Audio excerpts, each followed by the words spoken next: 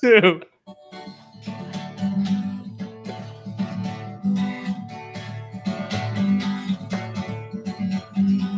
I know, you see, somehow the world will change for me and be so wonderful. Live life, breathe air. I know somehow we're gonna get there and feel so wonderful. It's all for real. I'm telling you just how I feel. So wake up, the members of our nation. It's your time to be. There's no chance unless you take one. And the time to see the brighter side of every situation. Some things are meant to be. So give me your best and leave the rest to me. Wow, that's a sour note. Yeah, I lost this one. So give me your best and leave the rest to me. All right, that's close enough. Leave it all to me. Just leave it all to me. Just leave it all to me. Look, I know that's in the chat. I know that's Evil Robot Luke saying fake plastic Alex is basically the glue that holds the game together. He's not wrong. I know he's doing a bit. No, he's really not wrong. No, he's really not incorrect. Especially in the morning. Honestly, if I was running this game alone like I was year one, we would start every day at 2 p.m. Yeah.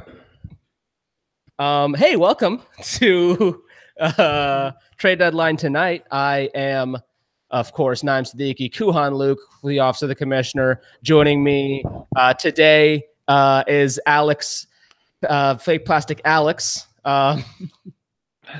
Hello. And then also here to my left today, we are joined by Toachlag live in the St. Louis studio here. How's it going, Toachlag? Yeah, not bad, not bad. I had a rough time finding your place, but it's okay. Oh, really? Sorry. Toachlag is, of course, the one of the two Cardinals GMs. Big shout out to Bus, who's doing all the heavy lifting. She's great. She's the best. Bus is the best. That's the best moderator decision we've ever made. So it's time for Trade Deadline tonight.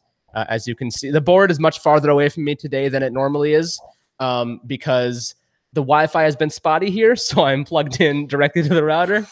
But it's fine. It's fine. Everything's fine. I know what you're going through. Everything's fine now. We're all fine here. Wired up. We're good to go. You just can't really see the board as well. It does say Go Tribe on there, though, because I am a member of the Cleveland Indians, as I'm sure you can tell by my very clearly a Cleveland Indians hat. Yeah, I can't think of a single anime that would belong to. No, not at all. All right. So, Alex, what do we have on the docket for today? Hell if I know. No, I mean, we do have a few things that we need to do. We're closing down signups tonight, so that means that we can get final numbers for the users. We can get final numbers for everything. We can find out if anyone's a legitimate member of Club Zero. And we are going to assign one last user to one last team. Who could it be? Who could it be? This animal who I did see. Sorry. And then we also have this, the shenanigans of the day. Yes, the shenanigans of the day. So, do you want to start by finishing up with the signups here? Or do we want to let people sign up just a little bit longer? I can't imagine anyone is sitting here watching the stream being like, I'm not sure if I want to sign up, and will be convinced by this. They certainly won't be convinced by this, but yeah. I mean, these guys seem like they run a real tight ship. I should sign up for their game. You know what? We do. We run a very tight ship. It's shocking how tight our ship is run. It really shouldn't be as tight as it is. That actually is. That is not an untrue statement. That it's shocking right? how tight it's been. Yeah, we've done. I don't want to pat myself on the back too much, but I feel like we've done a much better job than we've done previous years. And hold on, by the way, we just got to sign up. Hey, I just want to say though that like from a GM's perspective, you guys do actually run a really tight ship. It's been smooth sailing for us so far. You should be on the show every time. I know, right? I heap more praise on me, please. I've kissed ass once, and I'm about done now. Hold on, let me just. So I think again. Fuck it. I'm gonna keep patting myself on the back here. I'm really happy with the job we've done. Oh, sorry. Mute, son of a bitch. I'm trying to get the live chat up for us, the YouTube chat, and instead I played the stream. And that's not what you want. You don't want to hear yourself 10 seconds ago. Normally it's not a problem. I'll deal with it myself, but I have another person listening to the same audio, and that's not perfect. Anyway, yes, like I was saying, I've been very impressed with how well we've done this year. Mostly, again, as Evil Robot Luke was accidentally saying, thanks to Alex, who really has kept us navally sound. God knows it wasn't you, Luke. Oh God, no, it's never me. No. No, this has been the best year though. I mean, like in terms of availability of all of us, I mean, I feel like we're all really putting forth the effort this year. And I think it seems like we're never really all that behind. We're behind on trades right now. There were a bunch of last minute trades. And then when I joined on the Hangouts, my computer couldn't handle both things at once. So we're a little behind on that, but I mean, that's a quick catch up. It's just like, we've been on top of everything so quickly. Everyone's been around. It's been, it's so good. And the GMs are doing such a good job. Like last year, they were really good at trading, most of them, right? And really all of them, everybody traded. But this year, they're doing not just the trading, but also like self-regulating, and it's really been a huge help. We're not going off the rails too far. Today was supposed to be the disaster day. This is the day when typically it does get wild, and it did for a minute, but not really. We again, nothing compared. Well, first of all, we avoided having Monday be our first disaster day, because Monday usually is a disaster day, and we, as much as I think a lot of GMs were unhappy that we didn't open up trading on Sunday night to post on Monday morning, it really saved, I think, everybody's asses more than a lot of GMs realize. But definitely, we realized how much it really saved our asses to not have to deal with all that on Monday morning. And then it was a little bit of a slow burn on Monday, but again, like not a lot of people, people are on Reddit maybe on their commute to work, but like not a whole lot of people are Redditing at 8 a.m. on a Monday. As much as they're going to be at 5 p.m. and they're seeing all the stuff, come through their feed at that time. So I think it worked out really for the best for everyone. And that's, we keep talking about stuff that happened pre-game stuff. We're on Wednesday. Let's talk about it's Wednesday, my dudes. Yeah, it's difficult though, because I mean, there's so much of the game is us prepping for it. It's it really is. Yeah, it really is. The game itself is really like we kind of let it go. It just goes out and it takes whatever form it's going to take. Like for us, like the big part is really that week and 2 weeks before. Like that's when all the work is really being done. Evil Robot Luke asked if we broke last year's record in numbers signed up. We didn't. We were at 1645, I think Alex was saying last year. Yeah. And as of that, oh, hold on. By the way, we've had 2 more signups since the show. So we've had 3 total signups since the show started. I have no idea why. If they're like Benjamin Dover or... Is that Fuel by Ramen again? The groin. Sorry. So we've had 2 signups because one guy signed up for the 4th time. I've already traded him too. What the fuck? Oh, by the way, and we never cleared any of his signups. He signed up 4 times. He signed up 3 times in the last hour. What the fuck? Shut it down. Shut it down. With all different no trade clauses. What the hell? I think he's trying to game it. Sorry, buddy. You're gone. All right. So we've had 2 signups since we started. But still, that's more than either of us expected. Yeah, that's true. But yes, we will be closing signups at some point during this stream here. So if you happen to be watching and you haven't signed up for some reason, take the opportunity now. Otherwise, you're probably just signing up randomly, happen to be doing so. Alex PR says nothing accidental about it. Honestly, we know how much effort Alex puts in. There's a reason I got on #Team Alex. Alex, do you want to talk about fake plastic Alex PR? I mean, that wasn't me. So how do you feel about it? It's weird. So it really did feel weird.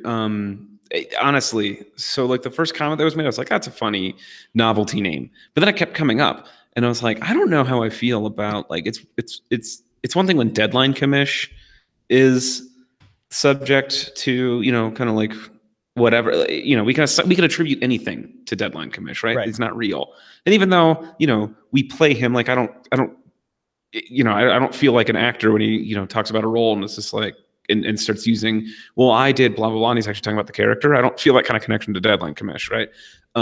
Really? To Fake Plastic Alex, I do. I find it weird that you don't feel that connection to Deadline Commish, because most of the time, like, if you're doing this stuff and you're making the snarky response when they're snarky, like, sometimes it's not you, but usually if it's like a snarky response, that's you. Like, you are Deadline Commish. I mean, we're all Deadline Commish. We are all Deadline Commish on this blessed day, but we're all Deadline Commish. Like, I feel maybe it's because I created the account, obviously, and like I started the game after GH Murillo had his brilliant idea. Yeah, I mean, praise be upon him. Yeah, praise be upon him. But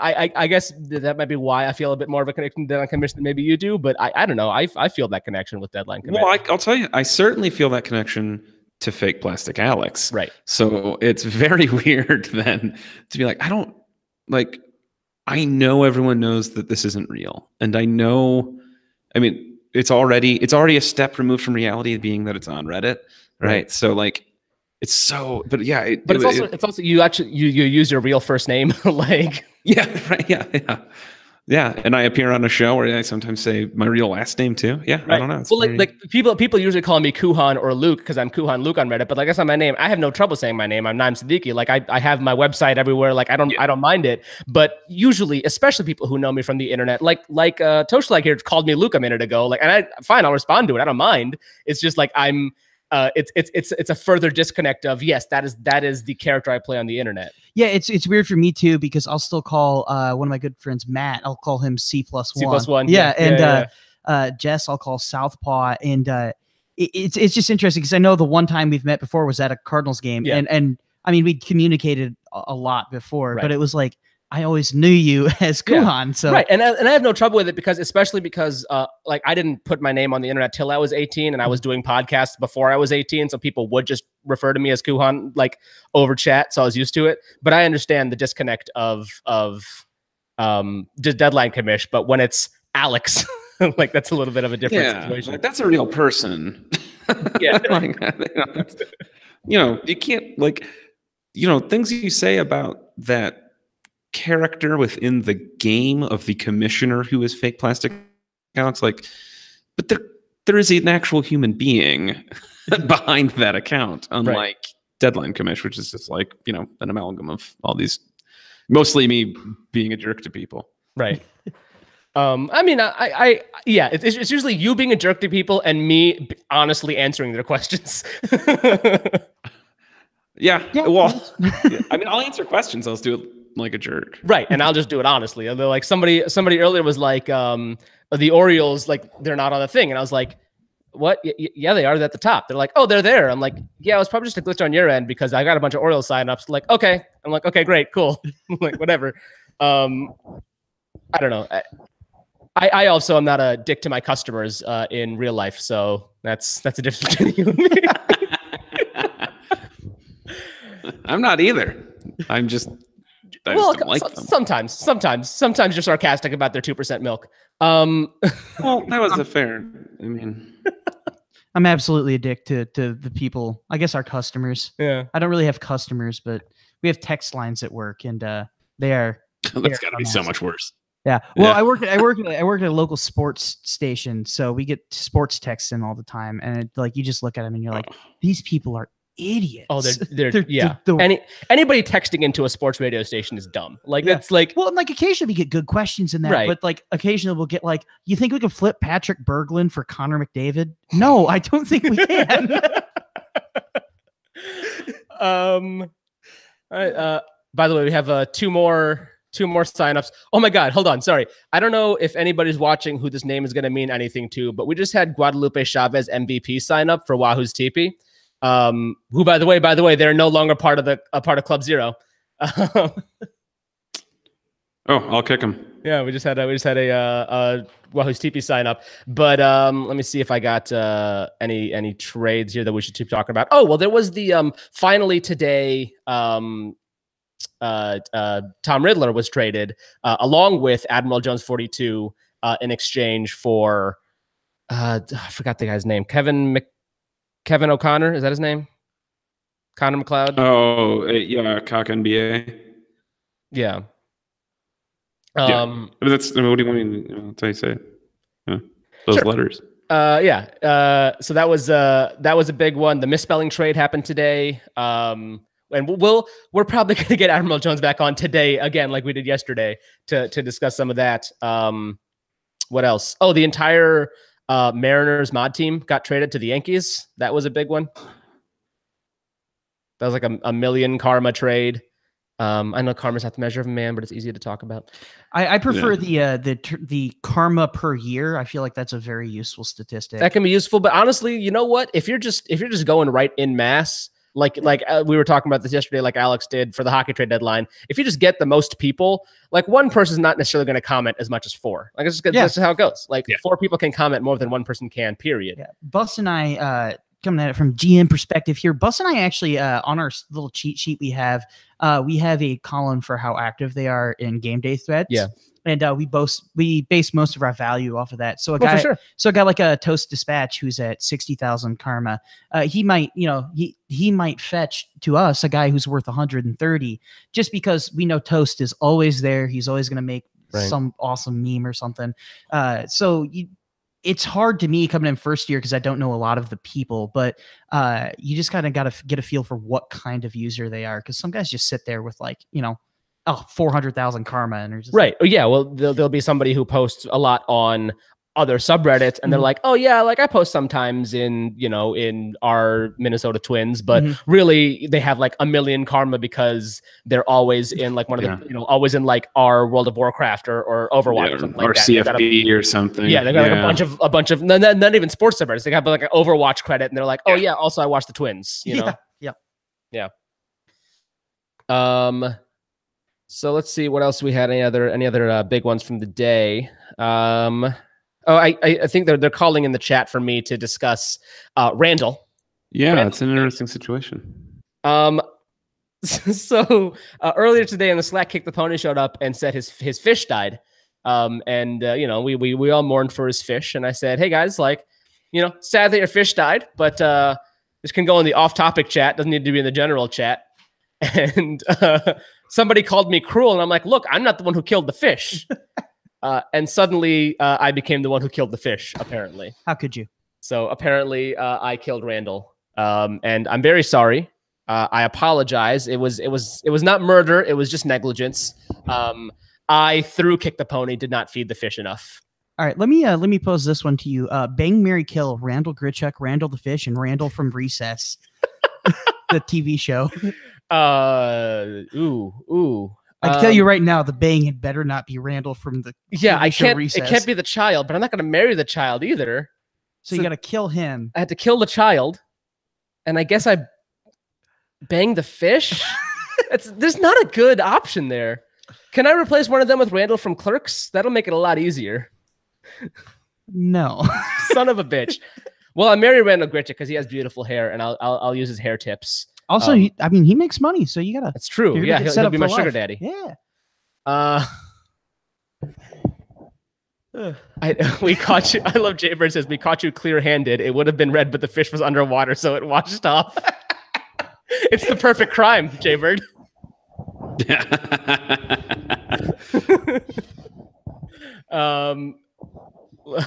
Jesus Christ. Hold my jerk. Sorry, what's that? Go ahead. We were talking about trades there for a second. How about trades that didn't happen that were supposed to? So Toachlag, were you the Cardinals GM that was involved in the fuck the Yankees trade, or was that all Bus? That was mostly Bus, but I do have an interesting story from a trade that happened yesterday that we can get to at some point too. Sure. Well, let's real quick before we get to that. Let's talk a little bit about the fuck the Yankees trade, because this had been hyped since day one that they were working on it. There's been reports on it for forever and ever and ever. I don't think it was the fault of any single GM. But just like things kept falling through here and there, like one thing would fall through, then another thing would fall through, and then at some point, when I think the Mariners made a big trade with the Yankees and sort of aligned themselves with the Yankees. And so they were like, well, no, we can no longer fuck the Yankees because we're friends with the Yankees. And once that happened, once the Mariners dropped out, then it started dropping like flies. The Nationals dropped out. Then it was like, well, now it's a 27-team trade, and then it can't really be fuck the Yankees if it's the Yankees and a couple other teams that are in there. So exactly. like it was just a fiasco. So once teams started dropping, and it was also, I think, at some point, some GMs were just getting tired of, I'm holding a player for this trade, and this trade is not going through. Like, I would like to trade my users away. Yeah. They were kind of losing. I like that. Go ahead.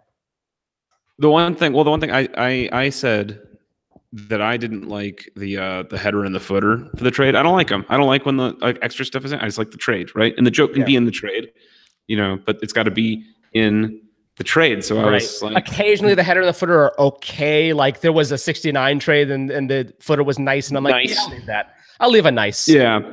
But actually, Evo about Luke, because the Fuck the Yankees trade was open for everybody to see, including the Yankees and also the reporters.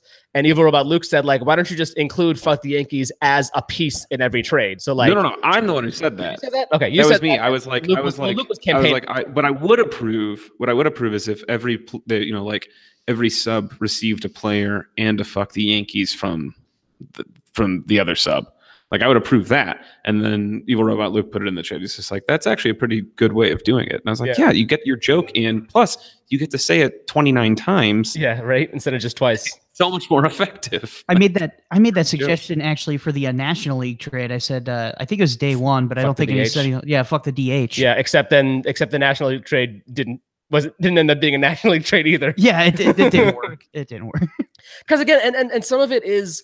It's some of that Monday stuff of like you start a National League trade and it's like I want to get it done as soon as possible. It's like let it take its time, because if they had waited a little bit longer, it would have been a National League trade. They wouldn't have had to replace two teams with non-National League teams. But some people just want to blow their wad early. By the way, breaking news is breaking news. I have been traded. So Wahoo's TP receives, again, for the 7th time, like it was last year. Wahoo's TP receives Coco Crisp, Black Duck Studios, Bloody Mummer, Elway Sucks, and Reddit JWH. And Red Sox receive Kuhan Luke from Wahoo's TP. Unfortunately, I appear to have left my Red Sox hat at home and not here in St. Louis with me. It's the one hat that I left at home. So I'm just going to go ahead and wear a White Sox hat for the night. And I'm sorry to the Red Sox GM who was excited to trade for me, I'm sure. But is that it for your trades? Are you on your 5th team? No, I'm on 3. 3? God, it feels like you've been traded 15 times. Wow. Well, I'll just register 7 more times real quick before we close registration. Yeah, then you'll be fine. Then I'll be good to go. And NTC to all the teams you've already been on. Right. Of course. But just going back to the all NL trade that got botched, and the Yankees, the Fuck the Yankees trade that got botched, and all this stuff, like the lack of understanding that people have jobs is fucking hilarious to me. Like it blows my mind. It's like, oh, the Padres haven't made a move all day. It's like, yeah, it's 1 p.m. on Wednesday. To be fair, the Padres GM is a 16-year-old kid and does not have a job. All right, well. They pick a team hasn't made a trade today. The Cubs, the middle of the week. Because the Cubs hadn't made a whole lot of trades, and people were like, "Where are they?" And it's like, "Yo, fam, like I gotta work, and like I have a family, like I got shit to deal with in real life." There's a little bit of here's the problem with this setup for the show, Alex, with you and me is we both kind of hate everybody. Yeah. I know. Well, we need aloof Dan to show up and act as if everything's fantastic because he hasn't been here all day. Because he hasn't had to experience anything that's gone wrong because he's not a part of the game this year. So actually, he had the con for a big portion of the day. He did. Yeah, he had the con for a big chunk of the day, and he slid back into the game once he came back. That's certainly. What happened? Let's see. Do we got any more trade stuff to talk about? We forgot to talk about the trading Nationals Orioles Park for Marlins Park yesterday. Yeah, I have a bone to pick with that one. That is a very short-sighted trade. Like seriously, Orioles Park is it's very, very lopsided. I don't know what the users were. Maybe the users were a lot better. Who knows? But that's to Jaybird, that's not what aloof means. Conspicuously uninvolved and uninterested. Fuck you. Yeah, no, it's you might not know what Alex means, but Alex means aloof. He doesn't mean affable. I mean, Dan is also affable, but he means aloof. I meant his disconnect from the game is ignorance is bliss, and no one proves that more than Dan Matthews on trade deadline tonight. Dan, by the way, who swore he's like, look, I'm not gonna be able to make it on Monday, but I'll be there every other day. Like, I'll be back at 8:30. I have you were scrolling through trades there. I have a trade that was actually pretty big for me. Was the Bravo Delta Bot trade. It's our robot we have on our Cardinals, and as part of the negotiations, we actually went through quite a few terms we could have. We could have Bravo say, yeah, that was awesome. I just stopped resting my hand there. What was it? We said we can do Go Tribe, Go Indians. They suggested a swing and a drive. I also suggested Cleveland Rocks, Hang On Sloopy, and Fire Hugh Jackson. And ended up being a big part of that deal was trying to figure out what Bravo Delta Bot would say. And also, I don't know about members of other subreddits, but our Cardinals love the idea that we might not have Bravo Delta Bot for a week. The R Cardinals mods don't love that idea, and we're definitely going to have Bravo Delta Bot for that week. Although we do have I think a side, another bot with a different name that we could probably use for that week. But we're still gonna have the bot. It's not going away.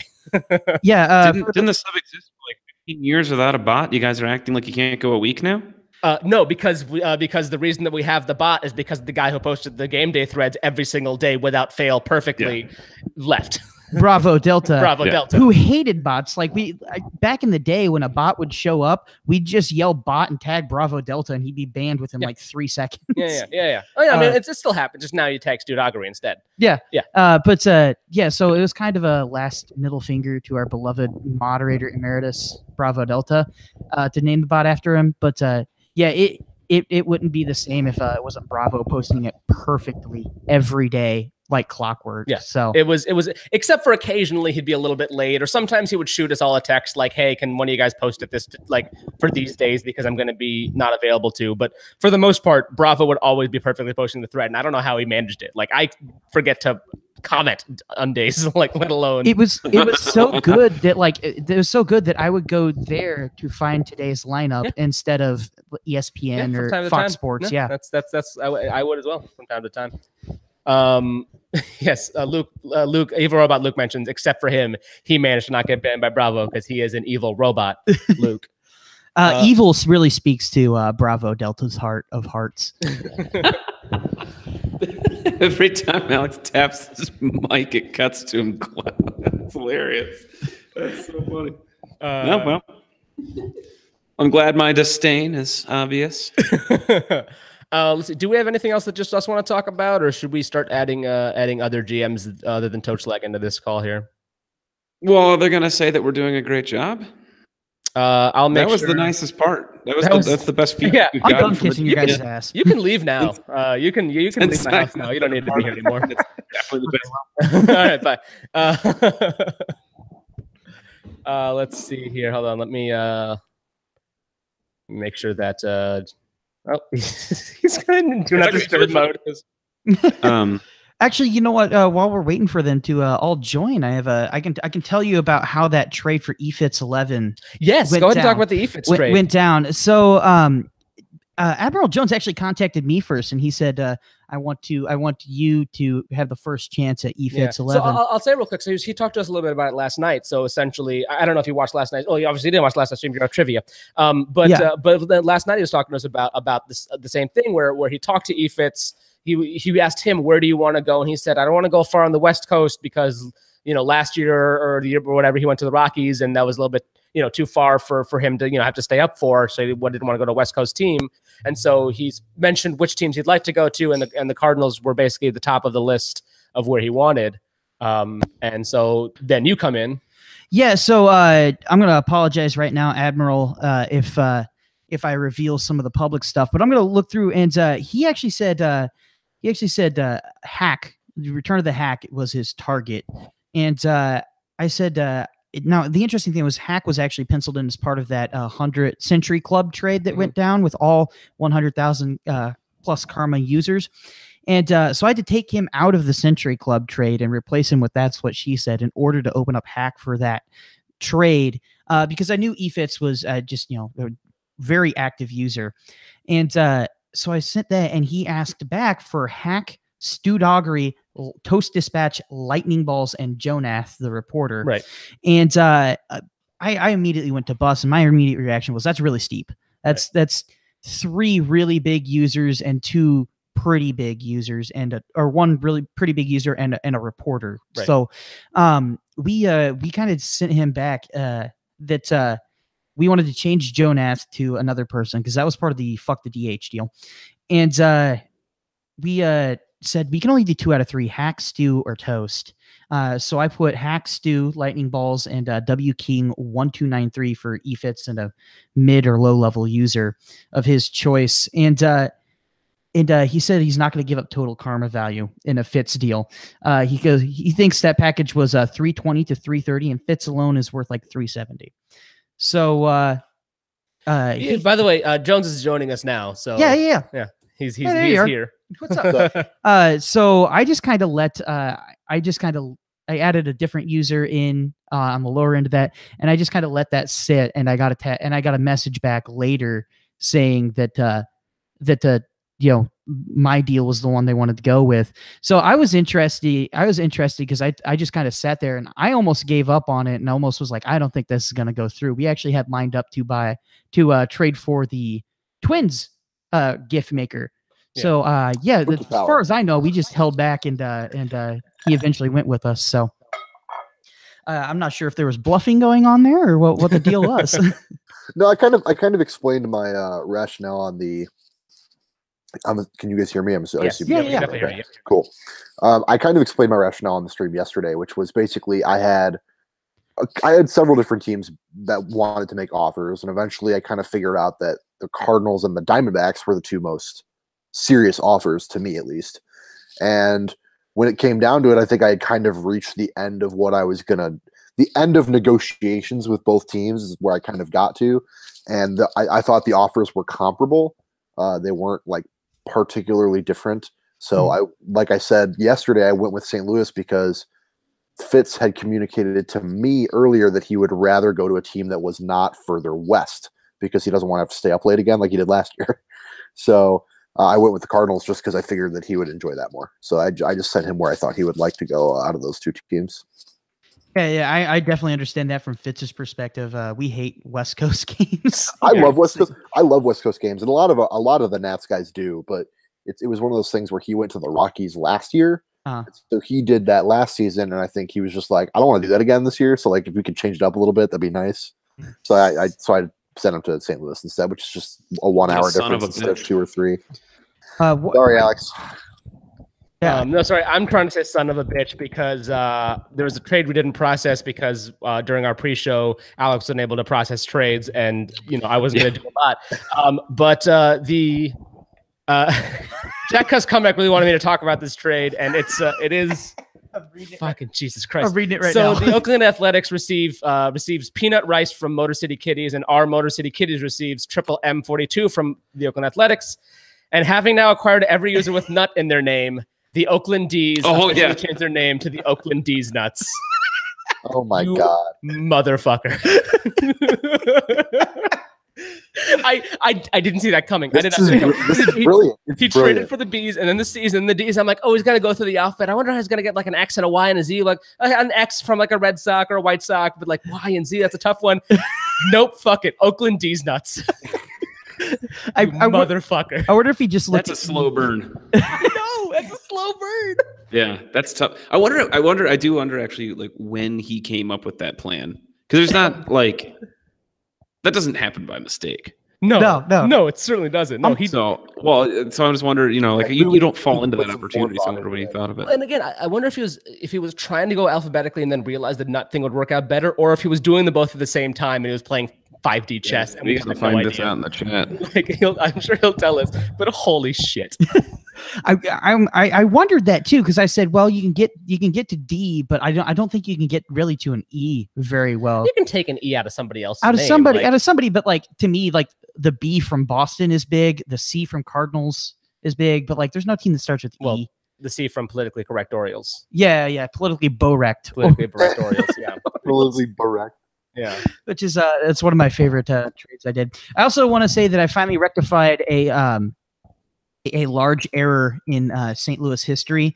I did trade for the 1987 Rolling Stone Radio Station of the Year award to come from Cleveland to KC95, who finished second after Cleveland stuffed the ballot. I know people at work who are still angry about that one, so I felt really proud of myself. Well, I've pulled off a couple things in trade deadlines that you look at it and you're like, I like this. Like, this is good. I'm very proud of this. Just every so anything often. make you proud is making yourself the Oakland D's nuts? I don't think so. I mean, that's pretty great. Yeah, that's just pretty great. I think that's won the game. You know what? Honestly, let's just shut it down. No. I traded Shy Cucks. Are you kidding me? It went so because it went so far under the radar, man. Shy Cucks, Shy Cucks didn't work as well as we all wanted it to. I listened. I was pulling for it. Didn't work. I think we were all pulling for it. We were all pulling for it. That bit went for a year. It did. In our real lives, when we talk to the Shy Cucks joke still comes up all the time. Yeah, it definitely does. All right, we have had 6 signups since this stream has started, which is shocking. It's a shockingly high number. But I think it's time to close down signups. Shut it down. Yeah, it's time to shut it down. So we're gonna sign up. Let me bug one guy really quick before you do that. All right, bug him real quick. I'm out of respect here. Yeah, out of respect. Taken. Maybe you signed up already. And I just haven't looked.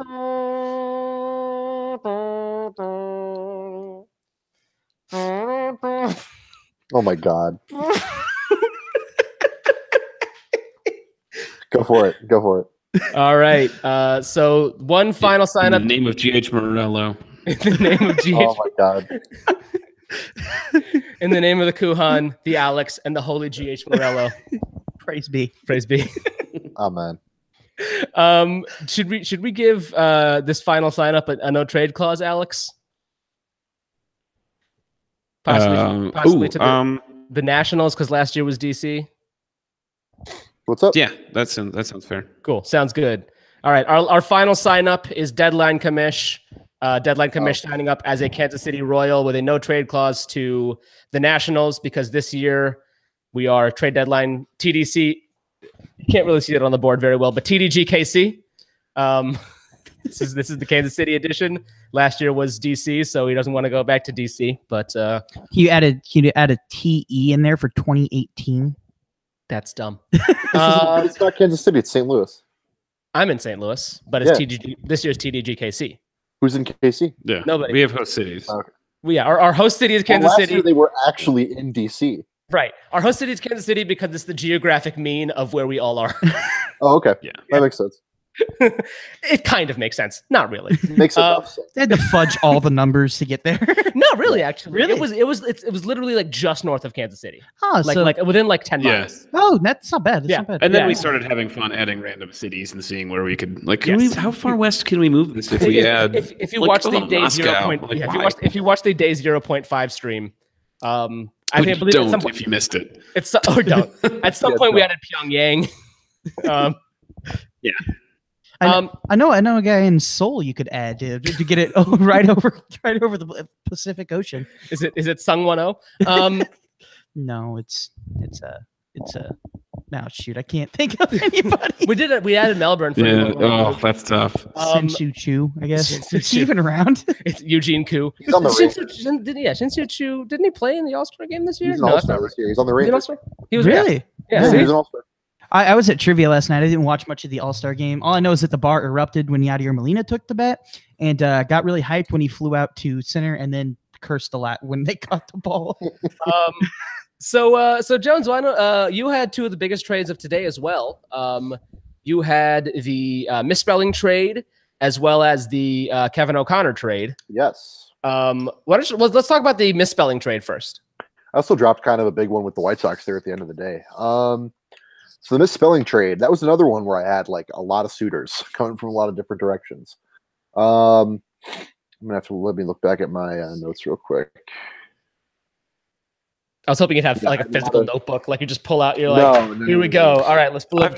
Before. No, I have my own records that I keep for this thing. But anyway, so I did deal misspelling. There was a number of different suitors, but okay. So there was a point yesterday where the Dodgers were making a big push for misspelling, and they made me a pretty good offer.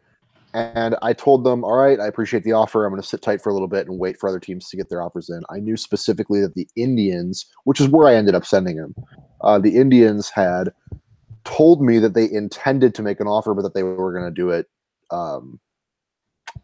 during the All-Star game. And the Dodgers, I was talking to the Dodgers at like 3 or 4 in the afternoon. So I was going to give them a couple hours to get their offer in. So the Dodgers GM basically gave me an offer that was contingent entirely upon me accepting the offer without letting Cleveland have a chance to counter. Which was that's a power move from 2 new GMs in the Dodgers front office. I like it. I in my experience, the Dodgers GMs were some of the toughest to negotiate with. They were good. I mean, like that's because actually, you know what, they had one mistake, and I'll get to that at some point later. Because they're both newbies, and what do they have left? They still have 23 left to trade, so they should get to that. But still not as bad as some teams. So I was offered to have some specifics. I was offered IE Andrew 91, who's worth like 240,000 karma or something. Yeah. That was their initial offer, straight up for misspelling, and then he said that he would add. Let's see. If I accepted it right now and did not give Cleveland a chance to offer, he would add F-117 Nighthawk, Evan the Squirrel, and Not a Crackhead, which is another like 180,000. Yeah. So he offered me that, and I basically. Oh, 1 second. Well, I'll tell you what. With F-117 Nighthawk, this is where karma ends up becoming a really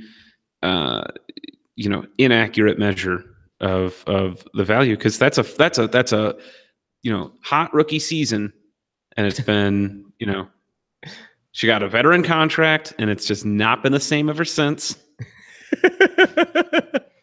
No, that was a big and also because she was on the streams year one, and the novelty of a girl, and all that has sort of gone way downhill. Yeah. I'll tell her all you said that. Like I talked to her. I'll fucking text her. I said that. Jesus, I don't give about it. Yeah, she knows. Poor Kristen. So that was the offer the Dodgers gave me for misspelling, and ultimately I was thinking about it, and I had what ultimately made my mind up was that I had kind of screwed the Indians on the Washington Post deal because the Rangers gave me a really big offer. And I pulled the trigger on that before I really gave the Indians a chance to get a word in on it. So I decided that I wasn't going to screw them twice. So instead, I said no to the Dodgers offer, and I let the Indians get their offer in. And that their offer was not bad either. They gave me a pretty sizable offer. Who did you go with ultimately?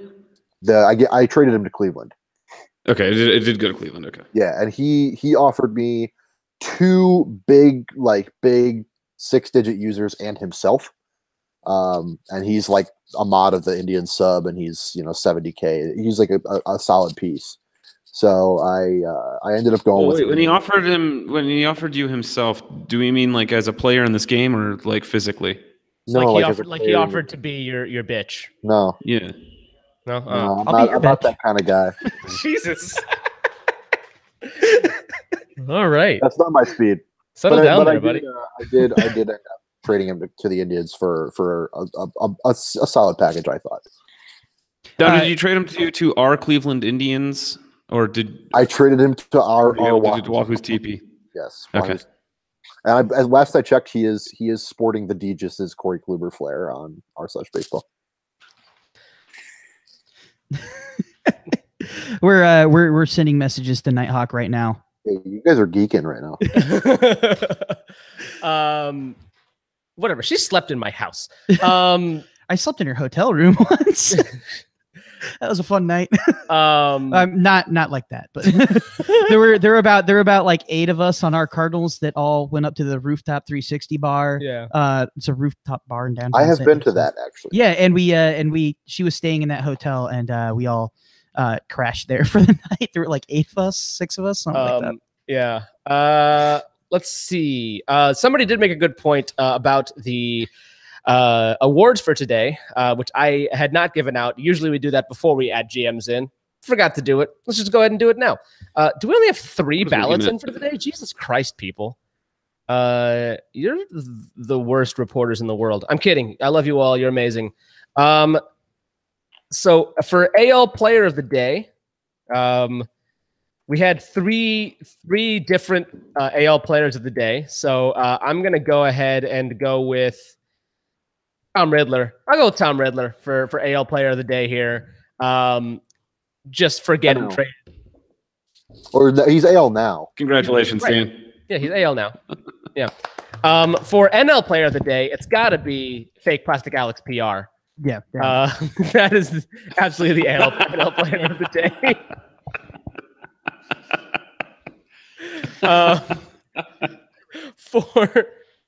For GM of the day, we have once again 3 voters, but the 2 out of 3 votes were for Ikakium, I think is how he told me to pronounce it. Is it really? I thought it was Icasium. I've been saying that all day. Yeah, me too. No, I asked him because he was on the daytime stream today. Okay. On the Trade Deadline Today stream, which was just me until he popped in for 10 minutes and then left.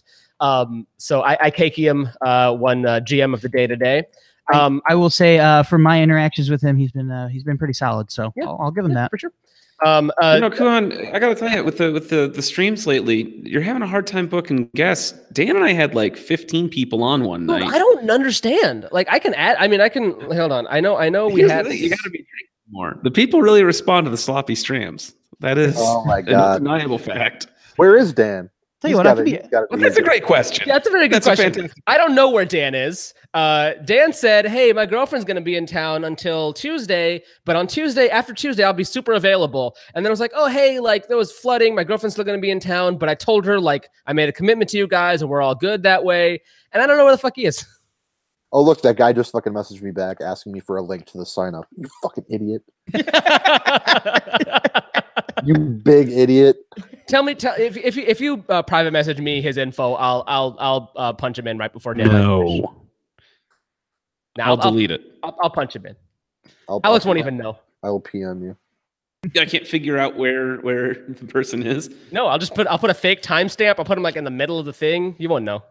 You're gonna break the sheet. You're gonna break the sheet to get this one guy in? I'm not gonna break the sheet. I know exactly how to do it. Don't you fucking play. Don't play me. I made you. Homie, don't play that. Homie, don't play that. Kuhan, I sent it to you. Fantastic. We want sloppy streams back. We do too, Luke. I'm fully pro sloppy streams. I don't look. I can't do them anymore. The sloppier the better. I always say the streams are sloppy enough without people getting drunk. Why can't you do it anymore, Alex? What's your excuse? I don't have the internet connection to. I can't be in my apartment. He's at the library right now. ESU library. Yeah. All right, for trade of the day, go back to the awards. The trade of the day. The top votes are for the all-lady GM trade. Truly a win for feminism. And then finally, for commish of the day, the winner is, of course, Deadline Commish. Although I picked up another vote today, so real dark horse in this. I'm doing all right as far as as far as commission of the day votes go. But once again, only 3 votes for the day. I don't know where all our other reporters disappeared to. But Buster Olney still killing it. Buster Olney's still doing his thing. Yeah. Yeah, I feel like we're definitely gonna give him Reporter of the Week. Oh, dude, I've gotten to just messaging him like he's my go-to for when I want to leak stuff. I think the problem is, I think because he mentioned his problem is he's a lot of people's go-to. Yeah, I need to stop. Yeah. Which I need to stop. Good. I would choose Evil Robot Luke, but because of that Australia time schedule, he's not up in the middle of the day when I want to make some trades. Love you, Luke. But Buster only takes these like he crafts the fake news so convincingly. He really does. It's perfect. It's so good. It's so good. It's so good that when I leak information to him, sometimes when he posts it, I'm not sure if like he's even talking about me. He'll be like, one GM said blah blah blah. I'm like, that could apply to what I just leaked, but I don't think it is. Well, it was like he said in the chat today, he said he just said Tom Riddler may be on the move. He lied. And then like 6 minutes later, Admiral Jones messaged him like, hey, I'm moving Tom Riddler. Like, it was a straight up, he just made it up. It was completely falsified, and then it just happened to actually be true. He's like, am I a shaman? Like, what's going on? One day we'll find out who that is. We don't know who it is. It's baffling. You don't know who Buster? I have no idea who he is. We don't know the identity of Buster Olney. I thought Buster just showed Olney up. was one of our baseball regulars. He must be, but we have no idea who he is. He's been around since the first year. Like, that account has been around since year one, so it must be somebody who's been around for that long. July 27th. July 27th is his cake day. I was going to say, because we looked this up. I looked this up today in order to figure out. And he's probably 3 year or 2 year club, right? Because I think he was created club. Yeah. He was created for this game. He was created for this game, and we have no idea who he is. So, like, is he? I bet it's like fucking the Deegis or some shit. Like, it's actually somebody. I wouldn't be shocked, but like, he's so good. I would. Does he comment on? Pardon my ignorance. Does he comment on like regular baseball stuff? Or he does. Just shows up once a year for this. Yeah, no, he just shows up for this. I think occasionally he'll pop in like pretending to be Buster Olney, like, as a novelty account. But for the most part, this is his activity every year. It's somebody. It's got to be somebody, but we have no idea who the fuck he is. He's got look, if you look at the karma total, like for like how popular. His karma's way out of line with, like it's way too low. And it's because he's only here for this. I don't know who this guy is. I don't know who it is. We have no idea. I came in here tonight expect to laugh and think and not like have just a gigantic mystery. Oh no, yeah, no, like. But here's the thing. I'm not sure that I want to not know knowing who Buster Olney is. But I'm not sure. I'm not sure that I want to know, because I like that. Right now, anyone that I like could be Buster Olney. And obviously people that I don't like aren't Buster Olney, right? So it's like, I don't want to find out it's some dude I hate. Like, Right? No, like I would love to find out that it's Fracking Anistart, who was supposed to be my co-commish throughout this whole thing and ghosted me the day before it started year one and is gone now. But like, I wouldn't be shocked, but like, I would be like, what the like the whole time it was it because it just makes sense. Those people from Arsenal Nationals that I fucking hate. But like I would name it. I don't care, but it makes the most sense for it to be Fracking. But like, I don't think Fracking has the technical skill to be Buster. That's all. Like, but it would just and like I think just don't know. I mean, like, it's just because I think it was around from like just before the game started. So I feel like it's got to be somebody, and it's somebody with like nothing enough free time to just be around all the time too. It has to be a power user. Yeah, like I don't get it. I don't know who it is. I don't understand. I mean, whoever it is a genius. Like that's. I mean, yeah. Unquestionably, because like he just turns like I don't know how he does it. It's so creative. It is like, great. It's mind blowing. It's my favorite part is when I give him some kind of scoop and then he comes through with like, oh, the Nationals GM said this, and then just completely makes up a quote that I did not say. Yeah, right. No, of course. Like it's great because it totally fits what I was trying to say anyway. Exactly. It's perfect. He's so good at the game. He's just like adding flair to his thing, but it's like I didn't say that, but go for it, dude. I'll say like there's GMs who are good at this game, like you, Jones, like Bus, Toach is fine. But fine. But I honestly like I don't think anybody actually gets the game as well as Buster does. He's so good. Yeah. Buster, if you're listening to this, I want an interview with you, just one-on-one, an anonymous interview, and I will record it. I will record it in our little sound studio, and I want to pick your brain. The beauty of it is like because we knew from day one our LBPA rep was Alex, because he's like, I'm LBPA rep, whatever. Yeah. And Buster has never told us, has been coy about it since day one, and it's just continued the bit. We have no idea. Nobody has any idea who. I mean, at this point, he should just not give it up unless he's sure he's done. Yeah, exactly. No, you're right. Like, he should. You're right. That's a sad day. When Buster only retires, it is a sad day. Better yet, don't give it up and just write off. Know who it is.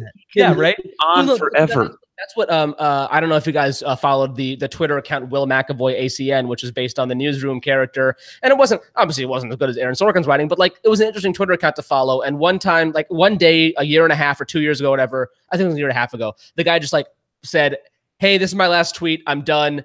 Didn't tell anybody who he was. Still, nobody knows who he was. There's like, I'm done. Like, I'm retiring off into the sunset. This is it. This is my last tweet. And then also posted the a video from like them singing the song at the Memphis. What's the Memphis song? Alex, you know this, right? No, I don't. No. I found Memphis. I found Memphis, something like that. At the end, the one in the end in the Newsroom, which I mean, I know what you're talking about. Anyway, which I always laugh at because at some point, fucking Jeff Daniels goes, "Hey, ladies and gentlemen, Jim Harper's here." Like, what? You know what he should actually do? He should stick with like the it's an old Mexican lucha libre tradition, and what it is Jesus. I'm sorry. Something's going on over there. So there's this old Mexican lucha libre tradition, and basically, unless a wrestler with a mask is unmasked, their identity is actually unknown. Their identity is like they are their character, and they never go anywhere without the mask, and they people don't know who they are. And over time, like El Toro Fuente and Jackie Chan Adventures, like Nacho Libre, yeah. If somebody never loses their mask, they can pass their mask on to somebody else, and they can just continue being that character. So what Buster Only can do is just eventually pass it on to somebody else without saying anything. See, here's the problem. You're right. He's Batman. No one can do as well as him. He is Batman. He could have been four different people. Here's the thing, right? He's Batman. I agree. And Batman has passed on the cowl from time to time, but nobody's been as good as Bruce Wayne. Mm-hmm. So like it wouldn't work. It's got it like I would much rather he just retire, say, "Guys, I'm done," never tell us who he is, and then just be done with it. Yeah, it's better that than a John Paul Valley situation where somebody goes mad with the power of Buster Only. Or even Dick Grayson, who was fine, but like he wasn't Bruce Wayne. He wasn't Bruce Wayne. Joining us now, we have Ikakium. Did I say that right this time? Or is it Ikakium? Is it Ikakium? All right. Yes. Ikakium and Slightly Awkward? Yes. I knew I recognized one. I knew I recognized one of those two. Well, I was on last year, and Ikakium was on earlier today. So. Well, I recognize you from last year. Yeah. Jaybird makes a good point. What if it's already been passed on and you don't know? You know what? You're right. I just said that. I just said it could have been 4 different guys every year. You have no idea. I believe that, but they've been consistent. It's so good. The quality is consistent. There's obviously a. We need to get those guys. We need to get those people who analyze Shakespeare to like verify authorship. We need to get that algorithm. Yeah, when I think of Buster Only, I also think of Shakespeare. It's that impressive. You're not wrong. Well, who's the guy who caught? Look, it's a regular account. Find a new slant. We got to find whoever, crack that case. What I would find, like at some point, I feel like maybe it is just Buster Only. Like, what if this is Buster Only? I think I had a theory. I think my theory was that it was Pioneer. I don't remember why though. It can't be Pioneer. No, but again, unless it's been passed on already, it can't be Pioneer because it's been around since longer than Pioneer's been part of this game. Like it's somebody, and I think it's somebody because here's the thing is I feel like it's somebody who has to have had access to the sub year one because I didn't give Buster Only access and he had scoops already. So like it's got to be somebody who was there year one. This is now the Buster Only mystery show. This is what we've been talking about the last like 20 minutes. I told you this was what I was gonna do. I'm gonna get tanked tonight. I'm gonna record 4 hours of this kind of stuff for Endless Thread. But you guys, Buster Only. All right, and that's what it's gonna be. But you're not. You're not wrong. Like, because I'm telling you, he just showed up. Like, he's a reporter because he just made himself a reporter. He had to have been somebody who was already around because I did not give him access, and he had all the scoops already. So he just somebody who was just around or like already had access to the sub. So it's got to be somebody who was a separate reporter or a GM or a commissioner or like GH Morello or Fracking, who both had access until Fracking got removed eventually, and GH Morello still has access. If it's GH Morello, I'm gonna be so mad. I'm gonna be so mad if it's GH Morello. Turns out he is the best. Turns out he deserved all the praise he heaped upon himself. I know. Oh my god, I'd be so pissed. I'd be so pissed. Praise be to BH Morella. This is blowing my mind right now. You would be thoroughly bamboozled if that was the case. This is blowing my mind right now. Like when I send him scoops, I was just expecting like some guy. I didn't know I was sending messages to freaking DB Cooper over here. Like, god damn, we don't know. Like it's amazing. I'm creeped out a little bit, right? Like I'm telling you, man. Yeah. He's just been around be like a fucking crazy person. That's my favorite part. This could be an absolute insane human being. He's like peeking in my window right now. But he's so good. Yeah. By the way, Buster Olney comes. Come on out. Hey, how you doing, bud? So that's what you look like. He comes out of my basement over here. Sure you don't want to get on camera, bud? Come on, don't be shy. No, don't be shy. I know we only have 2 microphones, but you can be on the camera. You can have mine. Right. Yeah. Okay. No, all right. We totally need to get him on the show and do the voice modulation thing. I'm telling you, man. I think it's possible. Like, I can probably get a voice modulator on this mixer in some way. I think I would have to buy a separate voice modulator. So there's a bunch of lights behind him, but none on his face, so that it's like all dark. Yeah. Dude. You know what? At this point, he's just put on a Lucha Libre mask. Like my offer for a long interview still stands. I will modulate your voice, Buster Olney. Absolutely, dude. Oh my god. I will use my fancy work mics and fucking soundproof rooms, and we'll make this happen. I want. And here's the thing: it's not like I'd recognize any Reddit user in person anyway, other than like Dan. Right, but Dan, like Joe, you guys. It could be one of the people. We could meet in person. For all we know, do this in person. For all we know, it could be fucking Jones. Like we don't know. Like it could just be him. That's right. I find that hard to believe, though. It's less hard to believe than GH Morello. Like I know. I've honestly always thought it was Joe. I've always thought it was Joe. Here's the thing. The reason I know it's not Joe is because the account's been there since since early in the first trade deadline, and at the first trade deadline, Joe didn't know anything about baseball, so there's no way he knew who Buster Olney was. Also, he was posting like at times where Joe wasn't on. I mean, I don't know if. Yeah. Who knows about that? Joe can be living 3 different lives for all we know. It's not like it's hard to have 2 tabs open or something. I mean, we already know Buster Olney's living a double life. I sometimes post his deadline commission, then sometimes his fake plastic Alex, and you'll never know which. Oh, we know. You'll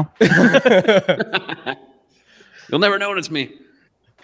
By the way, my Stanford prison experiment GIF, no reaction. I was so proud of myself for that. Yeah, no, I got nothing. I know. The funny thing is, the best part is, it got no reaction in the commissioner's office thread, but you still felt that you needed to post it in the general. You're like that one scene from Letterkenny where the guy turns earlier I said Florida Seminole vesicles, and I thought that was pretty funny, and none of you laughed. Yeah, so I just want to bring that up right now. You know what makes a joke funnier is when you say it a second time. Shy Cucks worked a year later.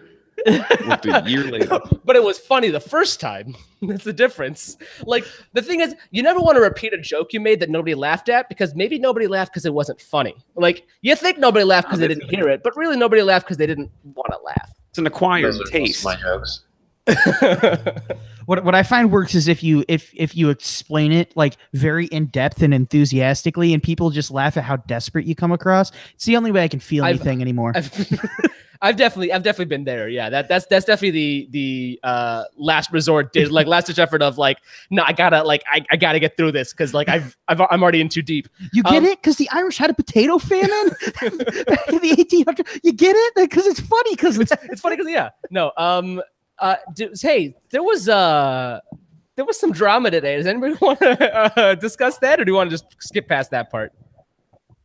I can't really comment on it because I feel like I wasn't really privy to what. I feel like someone who's on this stream could. Most drama I can think of. Cut to Ikakium.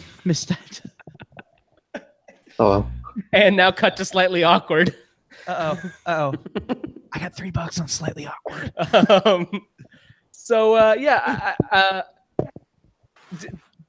Do we want to talk about it, or do we want to just let sleeping dogs lie? I kind of want to be part of this, so yeah, I guess. All right, let's talk a little bit about the Red Sox GM situation, which was in a little bit sad. Wait, that was such a sad. I want to be a part of it. I'm sorry. I felt a little bad at the end. I know we've been talking about Buster Olney a lot, but man, you could have jumped in at any point, dude. It's not like you've never seen the dude. Yeah. Yeah. So let's talk just a brief bit about the Red Sox GM situation, which was in a little bit of jeopardy today. It's all. Let's preface it by saying everything's all worked out. We're all everything's all kosher here. We're all good for now with the Red Sox GM situation. But there was some stuff going on with that. So let's hear a little bit from Mike Hakiam about that one. Well, there's not much to say. He trade embargoed me and didn't want to do any trades. I offered him a lot for some good players, and he just didn't. He just refused to do stuff. Pretty much it. That's actually word for word my complaint about him last year. Go back to the video from last year. That was my complaint. But then he had his whole, take back the skies, and that really got out of hand. But yeah.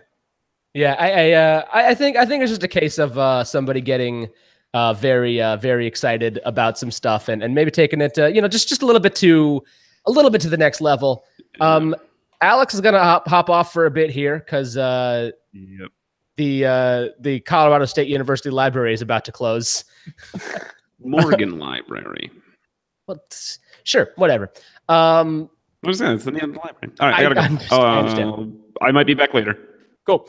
Love you guys. Bye, Alex. I didn't even say bye back. How rude. God damn it, Toshlag. Now I'm severely outnumbered by GMs. At one point it was like me and Alex, like it was 2-on-4, and now it's 1-on-4. You want to talk about some GM stuff, just some GM talk, some shop talk here for the non-GMs watching. I'm happy to hear some shop talk. Of our 15 viewers, I bet you one of them's not a GM. Yeah, well, maybe one of them. I don't know about you guys, but I find that the mid-level karma users, which are usually like 20 to 50,000, I find them harder to move than the lower karma guys. Lower karma and higher karma. Like I expected when I came in, the high karma guys would take a while to deal. Which they're not when you trade them for peanuts. That entire deal just went through because I wanted to trade you for peanuts. Little peanuts. Yeah. But I found that the mid-level guys, I still have, I think, about 15 guys left. I think Bus is working hard on that right now while I was out of service. I don't have any data this month. So, yeah, so when I have to go to a place, I have to drive there without Wi-Fi or anything. So, but I thought the mid-level guys are hard to deal. If you want to trade him for peanuts, you got to find a user with peanut in their name. So there's two. It's packing peanut and peanut rice. Okay. You got to be things. First of all, he already traded me for literal peanuts. Yeah. Second like of all, no return. Yeah, no return. No actual user return. Well, technically, I mean, I understand that it was like that was the joke of it, but really, like it was. Here's Psyonix Adam for almost nobody, and then also not almost. Are you calling evil robot Luke? Yeah, and then a smaller piece, but like nobody, like the Mariners weren't actually going to trade Psyonix Adam for just evil robot Luke. Yeah. So obviously it was a little bit of a joke where, yes, these other two users are part of that trade. Who was on alongside me? It's a me Jay. Was it? It's a me, Jay. He or she. I don't know why. I just get the feeling of certain users. I think that's a she. Just reading stuff. I think she might have. I think she's about a 1,000, 1,500. Yeah. So they wanted an extra player, just anybody.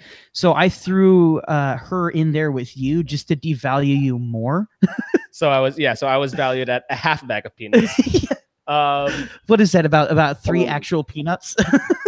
There's a lot of peanuts in a bag of peanuts. What are you talking about? I'm thinking like I was for like a Southwest Airlines literally two peanuts. Yeah.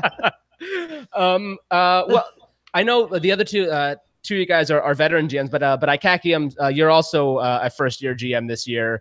What's your experience been like as a first year GM? You played the game in the past, right? As a user? Yeah, I was traded to the Yankees and kind of lurked there for a little bit. I wanted to be part of the Padres organization because They're not doing too hot, and I just want to see them do something. That is everyone wants to go to the Padres, right? Yeah, who doesn't want to be a San Diego Padre? I'll tell you what, the Padres. I think how many Padres trade clauses did they get? They got They're right? They have the lowest on the lowest Hatrix score. So yeah, they believe the Padres have. Because most people forget the Padres exist. Well, they forget the existence. Also, nobody hates the Padres. Yeah. Like, who hates the Padres? And I'll say this too: the Padres have my second favorite stadium in the MLB. We talked about this today on the chat, but the Padres, I loved Petco. Yeah, Petco's a nice park. Petco's very fantastic. By the way, yes, you had the number right. Slightly awkward. It is 3 NTCs to the Padres, so it's a lot easier to get people onto the Padres than, for example, onto the Red Sox or the Cardinals or the Yankees or the Cubs. Yes, who all have a lot. The Yankees have 292. You know, the Red Sox have 133. Giants have 84. Like those are the places it's really hard to ship people off from. I'll be straight. If I wasn't from the Cardinals, I'd hate the Cardinals too. I get it. Cardinals only have 75 actually, really? So it could be higher. Cubs have 168. How many of those are from the Cubs? Yeah, Cardinals, like a lot of them. Cardinals have 75, and it looks like only 44 are from the Cubs, and the Cubs have like over 100 signups. That's actually not surprising. Bad. That's actually a saying we have at work. If we weren't Cardinal fans or we didn't cover the Cardinals, we'd hate the Cardinals. Oh, I can see it. I could totally see it. I would in real life. I can I can imagine that. We're very hateful. Cardinals more than I do. I think they've grown on me a little bit personally, but I mean the Cardinals used to be a team that I hated a lot. I think a lot of that hate has now moved to like the Cubs and Dodgers, but yeah. By the way, you guys were kind of like Yankees for a little while there. 13 Cubs hated the Brewers, so that's the second most for the Cubs there, which makes sense as well. Yeah, and then 7 to the Yankees because everyone hates the Yankees. Yeah, I'll be honest. I was a little happy when the Cubs won the World Series because I was like, good for them. But like, I was more upset than happy. But at least I was a little like, good for them. Yeah, you don't live in Chicago. They've gotten under my skin really quick. First of all, I was never good for them. Kuhan and I can both attest to the horrors of living in Chicago when the Cubs won the World Series and not being a Cubs fan. First of all, being a Cardinals fan and B, a fan of the team that the Cubs beat to get to the World Series. Mm-hmm. Yep. That's not a fun situation to be in. Well, the Cubs did not beat us that year. They beat the Dodgers, who beat us. The Dodgers beat you. Yeah. That. But. Well, and not only that, but I'm a big Blues fan, as I'm sure you guys can see. Yes. And all the Cubs fans are Hawks fans, right? And the Hawks fans are notorious. Yeah. Notorious. What's the singular of Blues again? Blue. If you're one player, you're a blue. Yeah. Yep. By the way, that's Yeah.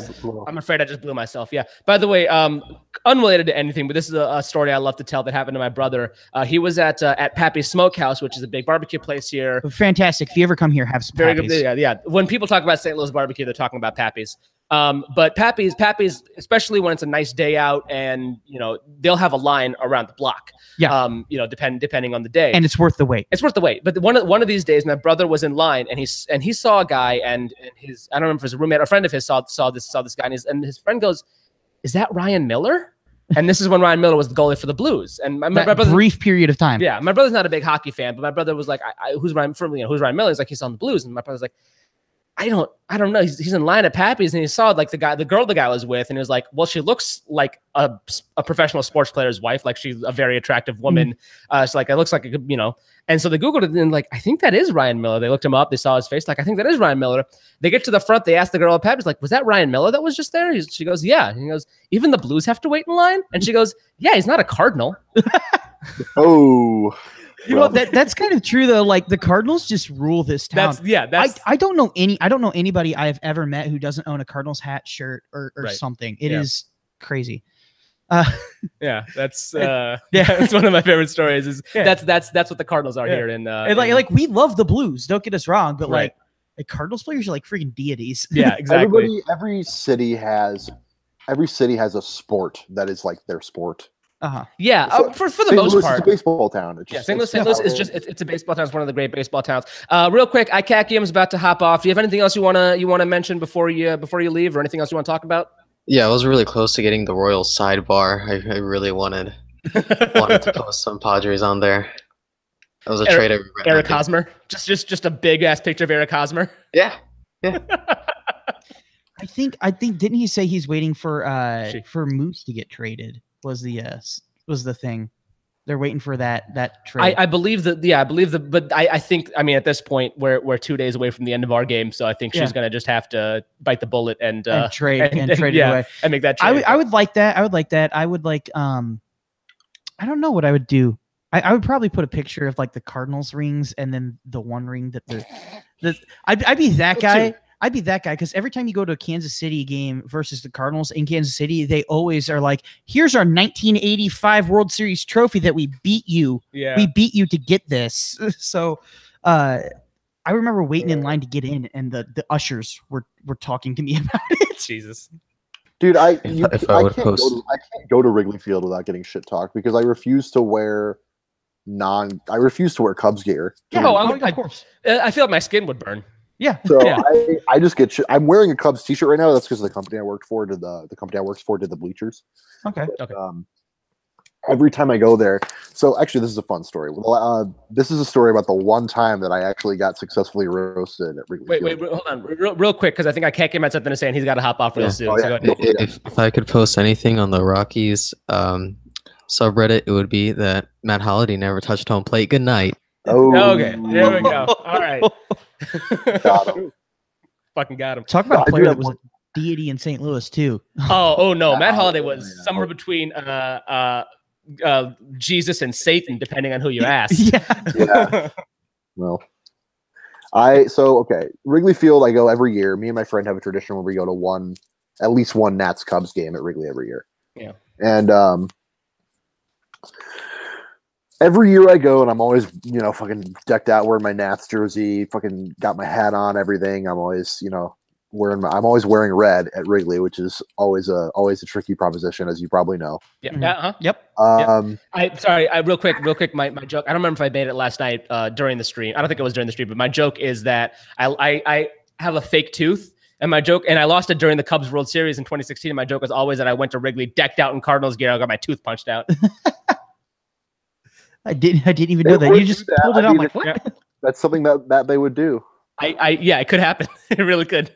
So I went there and I was wearing all my Nationals gear, and everybody's like, "Oh, Bryce Harper's a future Cub," and I was just like, "It's just a bunch of shit that I've heard before. Like, it's all so tired to me."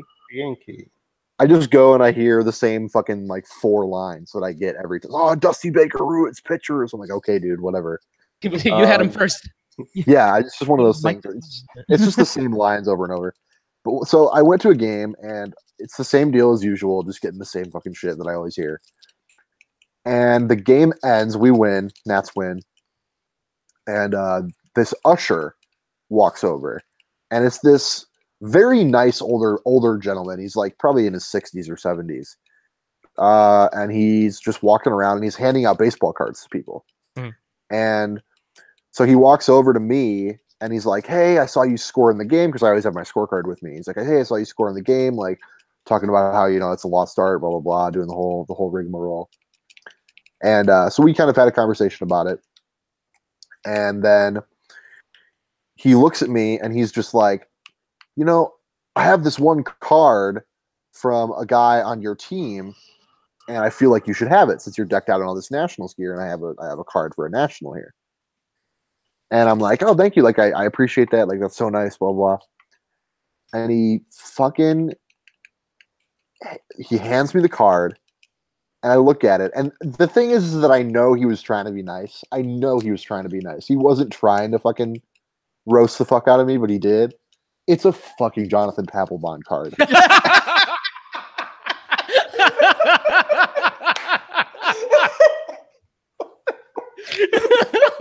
And this was like well after everything had already gone down with John. He was not on the Nationals anymore at this point. And I'm just like, bro, oh my God, that's just brutal. I was like, this is the one time I've legitimately felt like I got roasted at Wrigley Field. Like all the fucking dumb Cubs fan dude bros that always say shit to me. I'm just like, y'all, you guys are not funny. But then this one old guy fucking gives me a Papelbon. What if he was roasting the fuck out of you? Like he was just like fake, like it's just so good. He walked away. He walked away and he was like, I roasted the fuck out of that dude. I don't think it's the case because my friend was there too. He probably would have known. But I will say this: we've been trashing. Brutal. We've been trashing Cubs fans a lot, but I will say Cubs fans are garbage. Yeah, I agree. Well, most of them are. I will say go ahead that and mute your microphone so I can. I will say that some of the older Cubs fans I've met, usually in the late 30s, 40s, and upwards, they've all been pretty nice. Here's the thing: is if they grew up with bad Cubs, they know. They're humble. They know. They understand. But they can talk. Yeah. It's the same thing. About 45% of them became fans 2 years ago. It's the same complaint I have with the Blackhawks. It's like if you've been a fan of the Blackhawks for years. Real question. Yeah, as I say, what's up? What was the question? How many Yankee fans do you know? Oh well, see, I live in Chicago, so I get all the bandwagon Cubs fans, but I get it. I understand. Look, I feel your pain. I understand. Yeah. As somebody who was a White Sox fan for a very long time before I picked up the Nationals, and being a Nationals fan who lives in Chicago, I definitely understand the Mets, Angels, White Sox kind of dynamic of being the little brother team. Yeah. City. You were the little brother to the Cubs who didn't win in 108 years. I am the little brother to the White Sox are so marginalized. The White Sox are so marginalized in Chicago that when they were doing graphics of all the titles that Chicago has won when the Cubs were in the World Series, they kept leaving the White Sox off the graphic. Yeah. Like they just. But I do understand that like the White Sox at least had 2005 for 11 years. The Mets had, the Yankees won again. Oh, the Yankees won again. Oh, the Yankees won again. I get it. I understand. That's rough. It's rough stuff. And it's not so much the team. Like I don't really mind the team if it weren't for the fans. It's the fans. Yeah. That's always the fans. I don't hate any of the Cubs except for Anthony Rizzo. And even then, I think I respect him as a ball player. I'm not a fan of him personally. I like him as a person. I do not respect him as a ball player. Really? Oh yeah, no, he does great stuff for the community, but he's a dirty player. I'm the exact same as Kulan on that. Oh, I'm thinking of what's his name? Yeah, I'm with you on Anthony Rizzo. I'm thinking of what's his name? Chris Bryant. Chris Bryant. Yeah, Chris Bryant. I respect Bryant as a player. He's not a dirty player, but he comes across as a dude, bro. He's probably a douche. Yeah, no, that's fair. But Rizzo's like he does all this like great stuff for the community. Like I find it hard to hate him until then he stands literally on top of home plate to get hit. Like I despise him. Despise Anthony Rizzo. So how many of us were just. This was hard. The home run derby was hard for me to watch. I didn't watch much of the All-Star games as trivia, but home run derby was hard for me to watch because the Kyle Schwarber coverage was outrageous. I didn't watch any of it. I went to dinner with my cousins and then I was not able to watch it, which was obviously really upsetting for me because I was wanting to root for Bryce and I wanted to. I was kind of bummed out that I didn't get to see him make that. Well, but he cheated, so it's whatever. Which is funny because fuck you. No, I'm kidding. It's so fucking stupid. He did not cheat. I watched round. That's just another thing about Cubs fans, though, right? They have to fucking talk about how Bryce Harper cheated in the home run. They got fucking right. The home run goddamn derby. Oh my god. Yeah. Oh, we got so fucking rough. Fuck you, dude. You know what the best part was in the first round, him and Rhys Hoskins. Bryce Harper won by one home run, and Rhys Hoskins kept waiting for the ball to land. When Kyle Schwarber was up to bat before him, Schwarber was doing the exact same thing they're complaining about Harper doing. He was doing that in the first round, and I posted it. I said, are they kind of bending the rules for Kyle Schwarber after just talking about him for like that long? And I got 3 responses that go, one of which was a Cubs flare, 2 of which were flareless. So go guess. And it was 3 responses of, oh, everybody does that. Everybody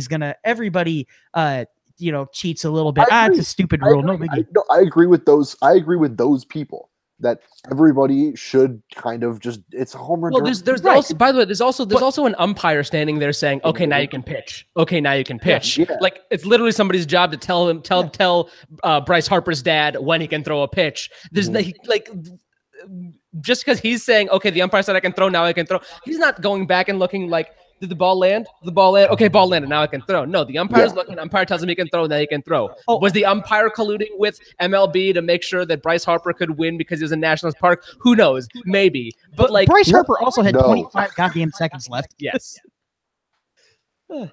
Welcome to what is this? A home run derby truther gate? Yeah, no, I was just getting salty about that because I'm like, seriously, how fucking pathetic are you that you have to talk about? I agree with you. Somebody was cheating in the fucking home run derby so of all things. The home run derby. I don't think I've ever once cared about the outcome of a home run derby. No. Like I cared in the sense that I wanted Bryce to win because he's my guy, and he's said for 5 years that he's not going to do the Derby until it's in Washington, and like it's a whole thing. But like, if he had lost, I would not have lost any sleep over it. You know, I think you were saying last night that like no one's going to remember who won this home run derby in 5 years. No one remembers who won the home run derby 5 years ago. I don't remember who won last year.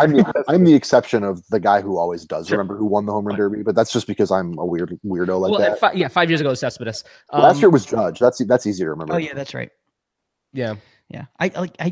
I don't care about this. I don't really care about the All-Star game. I'll watch it, but I'm less likely to watch an All-Star game than an in-division Cardinals game in the middle of like freaking June. Yeah, I honestly I would have watched the All-Star game and I was like, whatever. Like we were doing game stuff and that was more important to me. It says all you need to know that I chose to go to trivia and do this and then also trivia. Actually, you know what? Both over the All-Star game. We weren't doing game stuff. I was meeting my best friend's daughter. That was infinite. That was even more important than the game. Like that's the one thing this week. It's meet his daughter, game.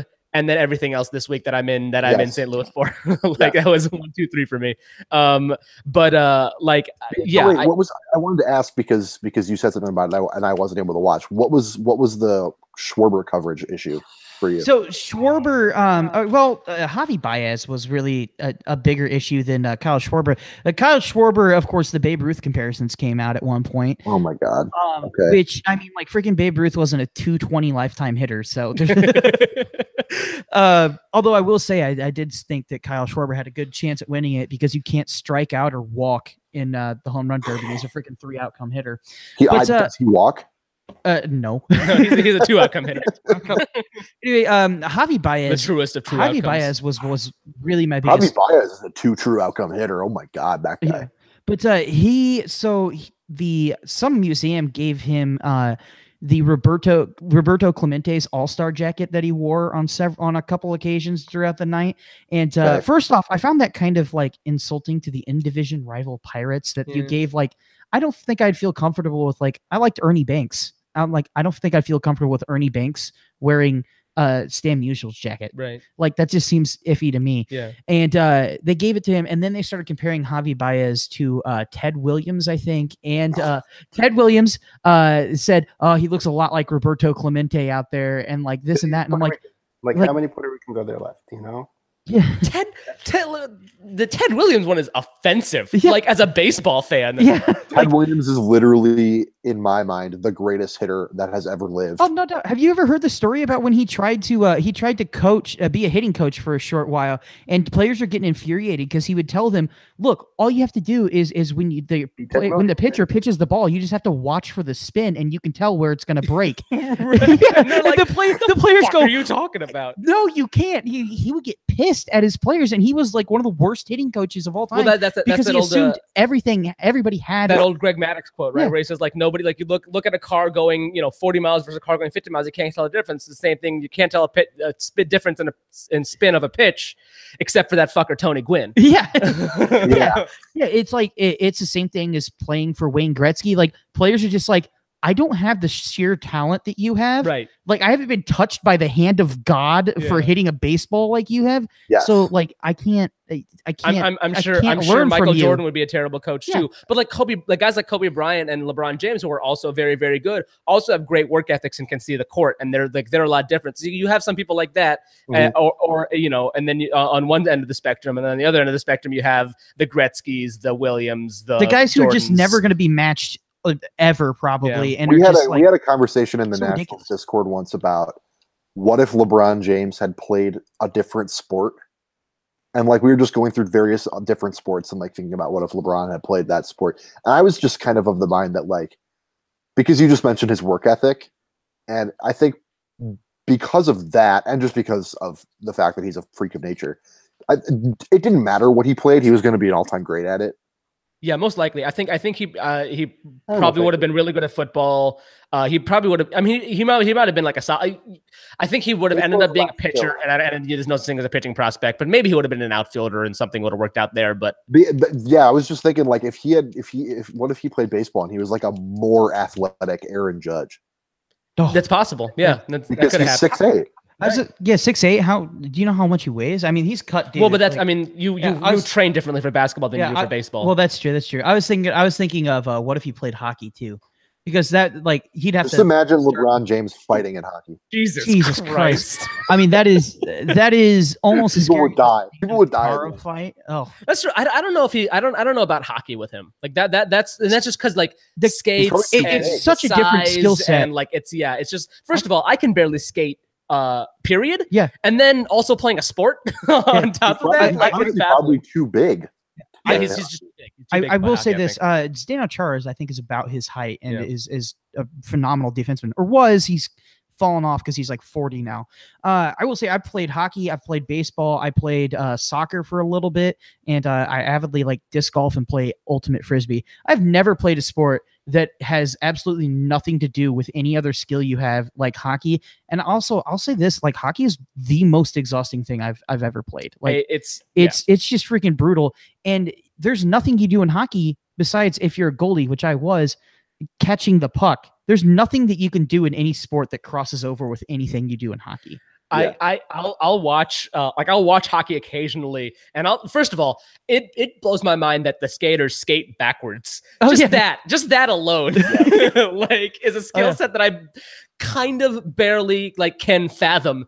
And then again, on top of that, having to have a stick and like hit the puck, like it's just nothing. That doesn't make any sense. Yeah, I remember going on a date with a girl, and she didn't know how to skate. I did. So I went onto the ice and I turned around and I held her hands like this, and she's like, how are you doing that? Right. And I'm like, I don't know. I just kind of do it. She's like, how do you do that? I'm like, well, you just kind of move your hips. She's like, what? I'm like, I guess I'm not a good teacher, but like, it was always, I'm thankful that my parents taught me how to rollerblade alongside riding a bike. Yeah, no, I know how to rollerblade. I'm pretty solid at rollerblading, but then like on top of that, having awareness of the entire ice and like it's insane.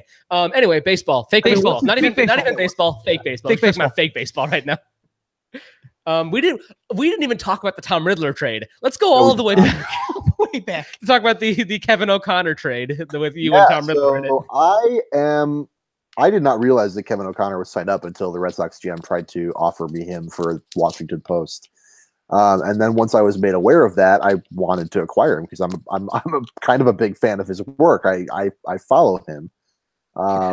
Sorry, I said to move that to baseball by talking about an NBA writer. So I actively follow this guy's work. So I wanted to acquire him.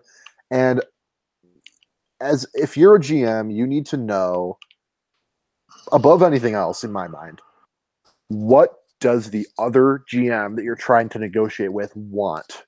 What can you say to make something happen? And so when I walk into a negotiation with XS16, can you guess what I thought that he might want? GMs or OTC people, because that's all he ever wants. That's all he wants. That's all he ever wants. So I walked in and I slid into his DMs and I said, "Hey, look, I want Kevin O'Connor. I will trade you Tom Riddler." And he was like immediately intrigued. Of course. And so we kind of bandied about a little more, and eventually I was just kind of like, "I'll give you me too." And then he was like, "All right, that's a deal." So I traded Tom. I traded good old Commissioner Dan, Tom Riddler, and myself to the Boston Red Sox for Kevin O'Connor. I know that XS16, and it's actually the same strategy that Database Central had 2 years ago as the Red Sox commissioner, where all he wanted was GMs and mods, and he built the Red Sox super team. He was just better at it than XS16 is. Yes. Take that, XS. I feel like we all go in, we want to get OOTCs, we GMs and mods too. That was my first thing. I wanted to get as many, commissioned office as I can. But like he came to us, so I acquired Alex as soon as I could. And he came to me right away. He goes, "I want you, your two co-GMs, and Alex." I was like, "No." By the way, you could have just given him Joe Bistar. It's not like he's doing anything this year. Nope. I when I came in and like I said way earlier, it was my first year. When I came in from, I don't know if this is a selfish or selfless aspect, because I'll trade myself eventually by the end. Right. But I came in and my goal wasn't just like GMs and mods. Like I'll deal a mod for non-mods. I don't care. I wanted people who were going to make the Our Cardinals game day threads. Yeah. Like more lively. You want contributors. That's what you want. Yeah, I want contributors, and I want like we traded for, I think it was Bucks Fan a while back, and Bucks Fan. That was year one. We traded for Bucks Fan. Yep. And he's still there. Bucks Fan this year registered as a Cardinals and Buccos NTC. Yeah. Yeah. Which, by the way, like Bucks Fan, I talk to Bucks Fan every day. Yeah. Like, all the time. Yeah. Great guy. And so I want more of that. Yeah. No, for a little obsessed with Taylor Swift. Yeah, right. So that's what you always want. And we have had, we haven't had quite the same luck as Bucks Fan, at least not in our Cardinals. Yeah. I don't know if anybody else did quite that, but we have had like a lot of people who get traded to our Cardinals, like the environment, pop in. Efitz, who we acquired, he has popped in from time to time on Nationals off days that the Cardinals are playing. We just in general in our sub, we try to on Nationals off days like pick a different sub and just kind of go hang out. We used to do that in our Cardinals. I don't know why we stopped. I don't know either. You're a mod. Get on it. Honestly, we could. It wasn't a mod thing. I think it was. I think it was Somali decided to do it. Oh yeah, it was on a computer. Decided that we were going to do it. But yeah, no, that's something that we did. But Fitz would specifically come to our Cardinals because he was traded there, and that's a lot of people will do that. Like on their team's off days, they'll go back to a team they were traded to a year or two ago and hang out there. So now I've revealed my hand. That's what I'm shooting for. Well, no, I think there's definitely some people go in looking for contributors. Some people go in looking specifically for high level contributors. Some people do go in looking for, all right, I want the GMs and the mods, and that makes sense too because the GMs and the office of the commissioner are the people that are most dedicated to the game, right? And so you expect the people who are dedicated. Exactly, I expect you to be, to sell it because if you're not doing it, why should anyone else do it? Exactly. Right. No, for sure. Exactly. Yeah. And that's I still owe the Brewers a couple games from last year. Oh, I owe everybody games. I think I watched maybe 2 Red Sox games when I was a Red Sox. I don't think I watched a single Braves game when I was a Brave. Although the Braves subreddit is a lot quieter than. Don't get me started on r/Braves. Yeah, it's I ever tell you they are my NTC every year. Weren't you traded the Braves year one, Torchleg, or no? Were you not one of the people? No, I think I was traded to. I don't know. I'll have to think back. I know Nighthawk was traded there year one, and it's been her NTC every year too because she was like it was literally just her and Beast Base the entire thread, and there weren't even any actual Braves fans. Yeah. It was just the two of them. I think I went Red Sox, Diamondbacks. I think last year's the Tigers, and then I think that was that in order. Well, that's all 3. Yeah, that's all 3. I'm pretty sure I'm trying to remember if I joined Diamondbacks just because I was there for one game. I was in Arizona and I posted on their thread and they gave me a special flare and I subscribed. Or if that was the Angels. It's funny because I still have Ben Affleck flare on our Red Sox. I have a GIF that's the light wave they do because I asked why are people have their lights on. Anyway, but it's not sad hack GIF. No. Anyway, but I'm still subscribed, and that's a point I try to make every year is to stay subscribed to the team that I get dealt to. Yeah. So I pop in on the Tigers every once in a while. One of my favorite stories is actually I got told to fuck off on our Tigers on our Motor City Kitties one time. Yeah. And I didn't even do anything. The guy who told me to fuck off got friggin' railed on. So the Tigers were getting blown out or something. They were losing, and IndyCar, which I'm a big fan of IndyCar, they had a race on and they had 2 weeks before without a race, 2 weeks after without a race. So I'm like, dude, I'm already going through withdrawals right now. I need to I'm going to watch this race, guys, and I'll see you guys tomorrow. And the guy goes, you're not dedicated. You can just fuck off. I'm like, bro, this is the only race in over a month span. And it's baseball's an everyday thing, guys. It's not that big a deal to miss one game. Right. It's really not, no. Yeah. And it's not even your team. Yeah.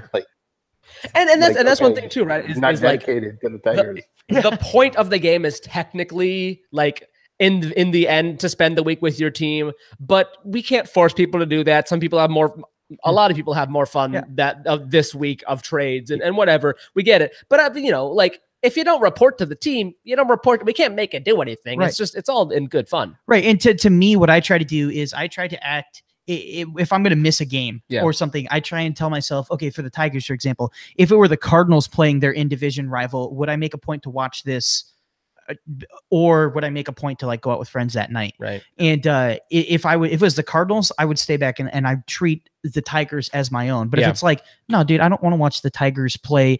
I don't know, the Giants in an interleague game. I wouldn't care if that was the Cardinals Tigers, right. So Yeah, that's just my thing. Is I treat him like I would the Cardinals, and then from there decide how many games like I watch. But I try and watch as many or more than I would the Cardinals. Right. Yeah, and that's the thing, because you're with the Cardinals for life. You're gonna watch, how many as well, whereas you're with the Tigers for a week. So there's a little bit of wanting to focus on the team that you get traded to. Jaybird says in the chat, XS asked for me and my co-GM for a 7K Karma player, then proceeded to try to barter for me behind my back with my co-GM. I asked for that. And people wonder why people don't like him. Yeah. I will say I felt a little scummy when I went to Cleveland and I asked what the price was for that Keishi admission, the 1987 Rolling Stone Station of the Year award, and I got Hold My Dirk didn't give a shit. Yeah, well, no, the other one, Moot said it was high and then didn't respond for a while. So I said I did Hold My Dirk. He didn't give a shit, so he gave it to me, and I gave him like a 9,000 Karma player. He's like, whatever, and I'm like, yeah, okay, cool, because the other guy wasn't responding. He was wanting more than like a 10,000 Karma player. Right. Like, come on. And you know what's funny is I think that's on you, because if you had just made a trade and been like, hey, why don't you toss this in, they would have been like, okay, whatever. But once you show your hand and you say, I want this, then you're like, oh, I can get something for that. Yeah, I played that wrong. Just like Jones said with, he's like, I know XS wants Office of the Commissioner and didn't really realize that he could have gotten a lot more probably for Kevin O'Connor. But he's like, I know I want Office of the Commissioner. I know I want GM. And those are big trades. When those happen, those are big trades. Yeah. Office of the Commissioner, people, GMs, our baseball mods, even sub mods. Sub mods are a little bit smaller because it's usually people on the sub who know them. Uh-huh. But those are those are always the bigger trades, especially because those are the names better. Obviously we know all our Cardinals people, and not even all of them. Some of them every year I'll be like, I've never seen this name in my life. Yes, yes. The names. I was expecting to know most of the names because I'm in there at worst every other night, know, and I'm like, I look at 80% of the names. I'm like, it's a Meet J is one of the first people I trade, and I'm like, I have no idea. Yeah, there's a lot of people. I'm like, I have no idea who these people are. Like, it's also interesting to make that Karma list, the Karma cheat sheet and activity cheat sheet, because I'm like, oh, I expected this guy to be much higher. Oh, this guy's huge, and I had no idea. Yeah.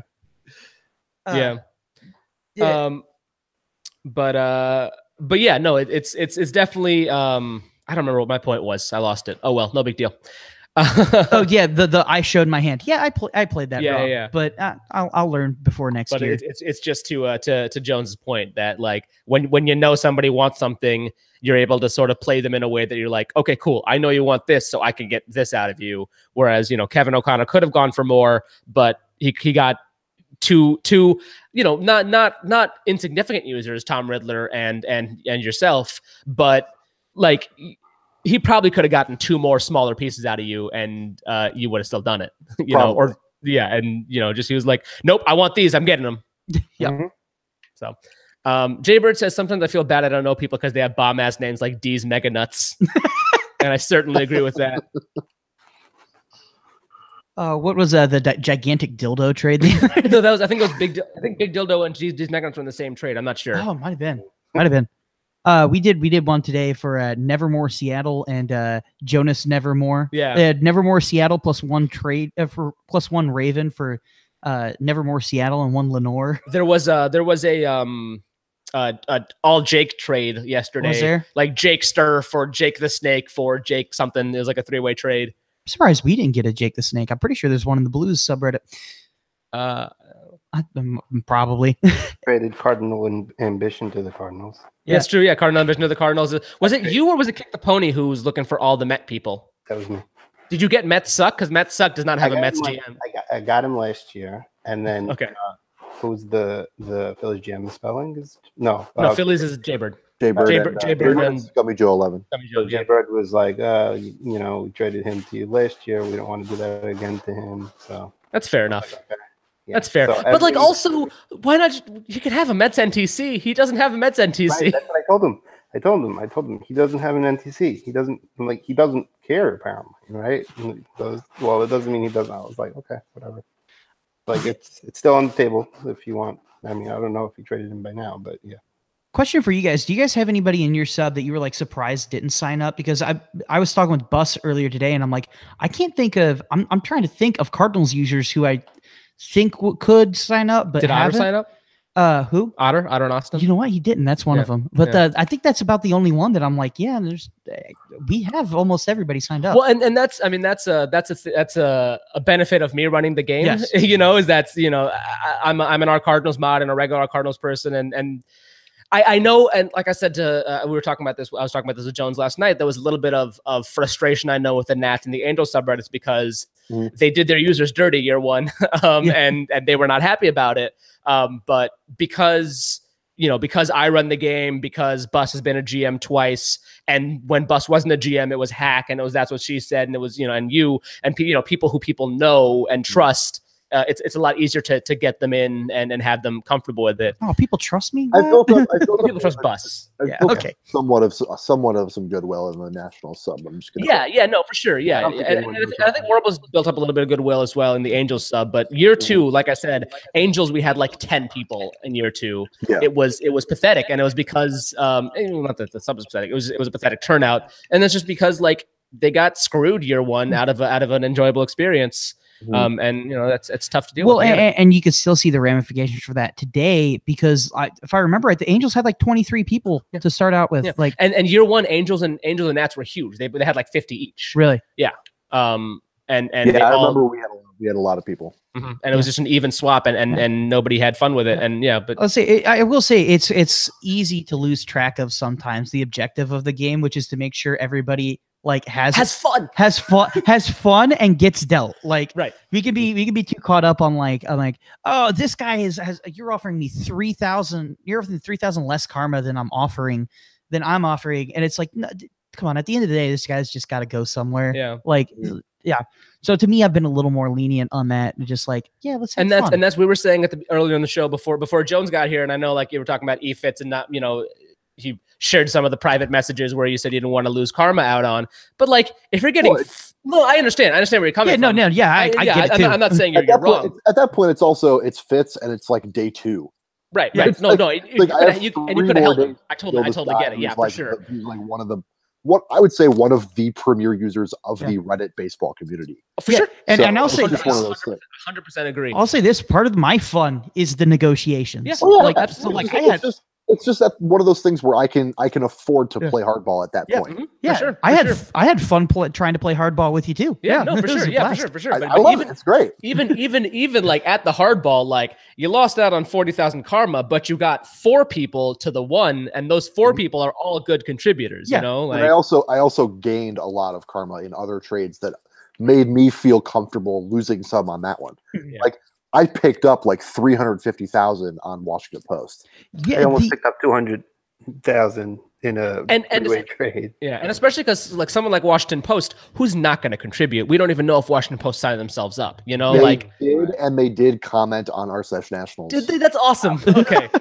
But at the time we didn't know, right? Like at the time we had no idea. We were like, is this even the Washington Post? Like we have no clue. When someone like Mariners official a couple years ago or MLB official, like they popped in and they're around, and I think they even popped into our Cardinals when we acquired them. Like it was a lot of fun. But like someone like Washington Post or the real Donald Trump, who we know didn't sign himself up, like stuff like that is like, okay, like so with the Washington Post, it happened to work out in a way that is that supposedly supposed to be an actual like Donald Trump account?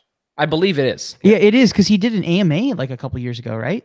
I think he did an AMA and R the Donald. Yeah. Because I remember Reddit was a shit show that day. Yeah. But I will say one of my biggest turnarounds was, and I felt bad after I figured this out like 24 hours later. But I fleeced the Dodgers GM. We did that Rams confession, and we said, let's just swap 3 users of around 1,000 or below karma. Just get them moving and. He gave me a guy with 1,000 karma, he said, and I looked at him 2 days later because I was talking with him in trade talks. I want to see what he's at. He had 1,000 post karma. He had like 67,000 comic karma. Well, this is exactly what I was just talking about. Dodgers GM again. We were going to do five players with less than 1,000 karma, and he stuck a guy in there with over 200,000 karma. Yes, yeah. I felt bad, so I immediately decided I had to capitalize and flip him to the Diamondbacks. And like I noticed it because whatever. I'll just continue. I noticed it. I noticed it because I was just trying. It was a 3-way trade, and I was trying to figure out who's going to go where. So I was checking everybody's karma, and I see it's 200,000. So I obviously, put him on my team, and then I just told them, everybody just triple check, just make sure. If he would have gone through with it, I would have just taken him. Yeah. So Dodgers GM, if you're listening to this, man, like comment karma is worth more to me than post karma. Oh, for sure. Yeah, no, I have 8,800 post karma, mostly from like three posts that got big. Yeah, and 160,000 comment karma. Yeah, I'm at 86,000 comment, I think, and I'm like, or no, I'm at 80,000, and I've got like 6,000. My issue with my own karma count is that I'm very active on very small subreddits. Yes. So my karma just doesn't accumulate really because it's like I'm gonna get one upvote per comment. Yeah. Or whatever. When I do actually go on my top 5 comments. When I do actually bother to go on r/baseball, I can get karma, but like that's not important to me. Yeah. No, it's not specifically important to me, but like 3 of my top 5 upvoted comments on Reddit are both about Ross from Friends. Oh my god. What are some of mine? I'm gonna look right now. What my top upvoted comments are, because sometimes it surprises you. My top upvoted comment is, "Holy shit, that's why David Schwimmer doesn't do anything anymore because of how much money the Friends people make in residuals." Did he was on a great season of Curb Your Enthusiasm though, so he was also on American Crime, the People vs. O.J. Simpson. I haven't seen that yet. Yeah. Kevin O'Connor, NBA, just said, "Yay, lol," in response to my comment about him. Two of my top 10 are from Jets fan here, which is nice. Those are both Jets fan here. I don't know if these guys know about Jets fan here. Jets fan here is until Mike Matheny got. Well, it might still be. It still is. It still is by about 500. Yeah. All right. Jets fan here is the number 1 highest upvoted post on our Cardinals. If you, I don't know if you guys know, but especially if the viewers don't know. So this guy showed up and goes, "Jets fan here," like New York Jets fan. This is in like February too. Yeah, in February, it's the off season, and he goes and he says, "Jets fan here, like I hope you guys do well in the Super. Like you have Todd Bowles now. I hope you do well. And so we can meet up in the Super Bowls. We're just like, hey man, this is the St. Louis Cardinals. This is the baseball one. Not the Arizona Cardinals, who also used to be our Cardinals. Yeah, right. We did have at some point the highest upvoted comment and the highest upvoted post on r/nationals was. It's now the 5th most upvoted post of all time on our sub. It is. By the way, India would be a Hindu nation by 2020. Oh, remember that one?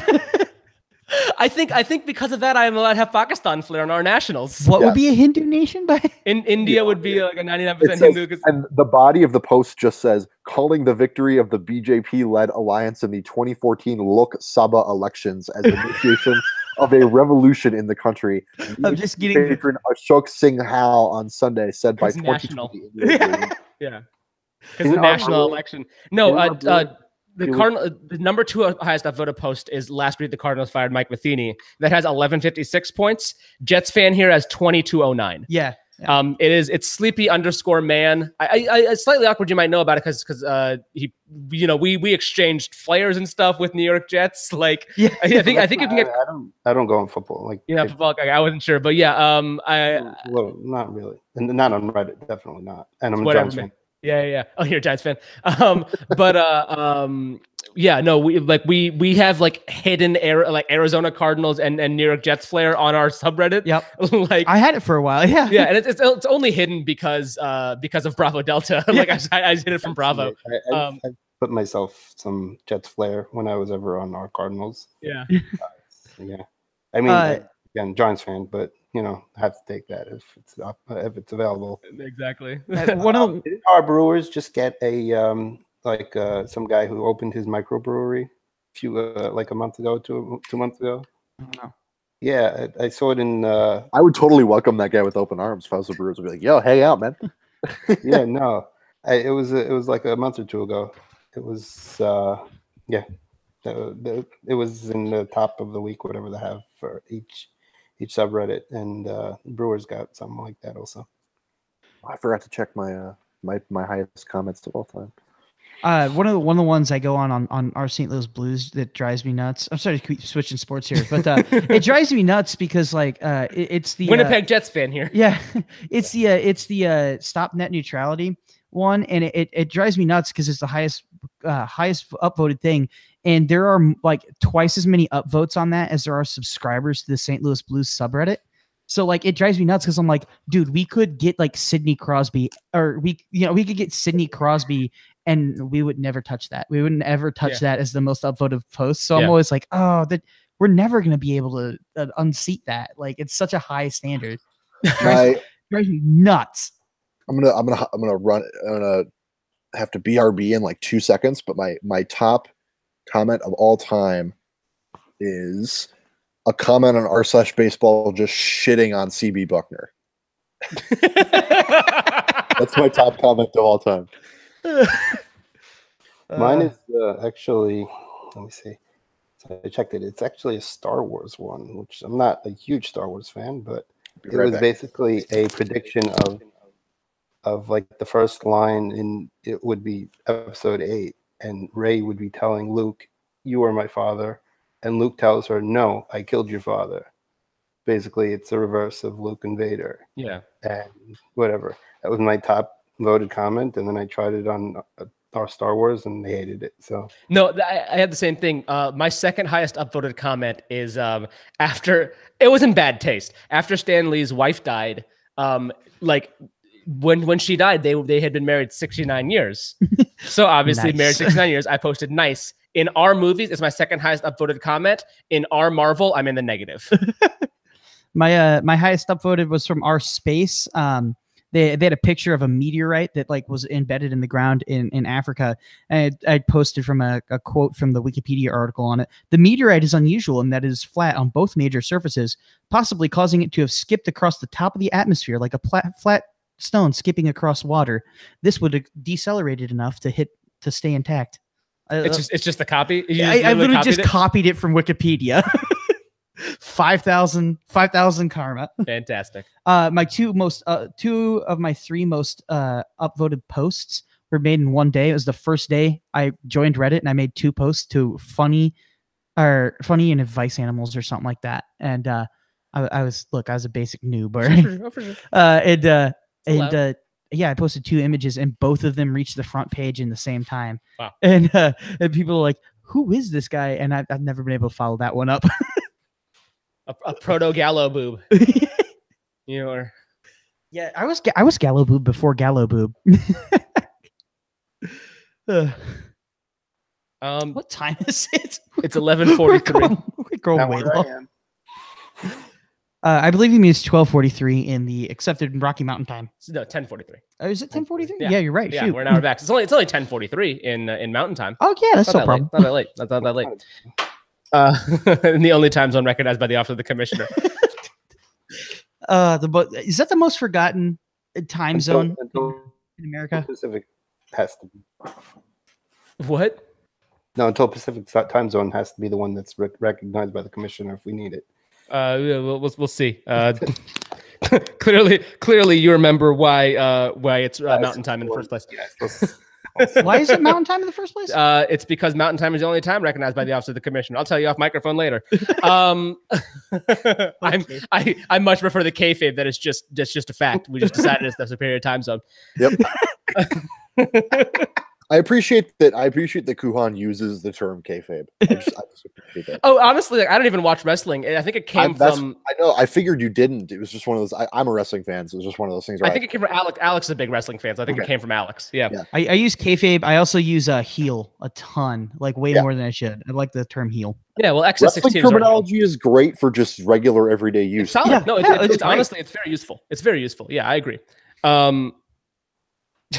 I don't know if we have any more like things about this game to talk about. At this point, we're just digging around. There's nothing wrong with just shooting the shit, though. Yeah, we got 10 viewers. Yeah, 10 people watching. Hi, 10 viewers. Hi, 9 viewers in Jaybird. What's going on, man? I think Jaybird's still here. Hold my jerk had to leave. Luke had to leave. Yeah, as I say, I'll see Luke left us. Jaybird's highest upvoted comment is mine saying catcher more like dropper in response to that one ALCS game that ended with the play at the plate with Gary Sanchez. Catcher more like dropper. Oh my God. Zing. Fucking zing.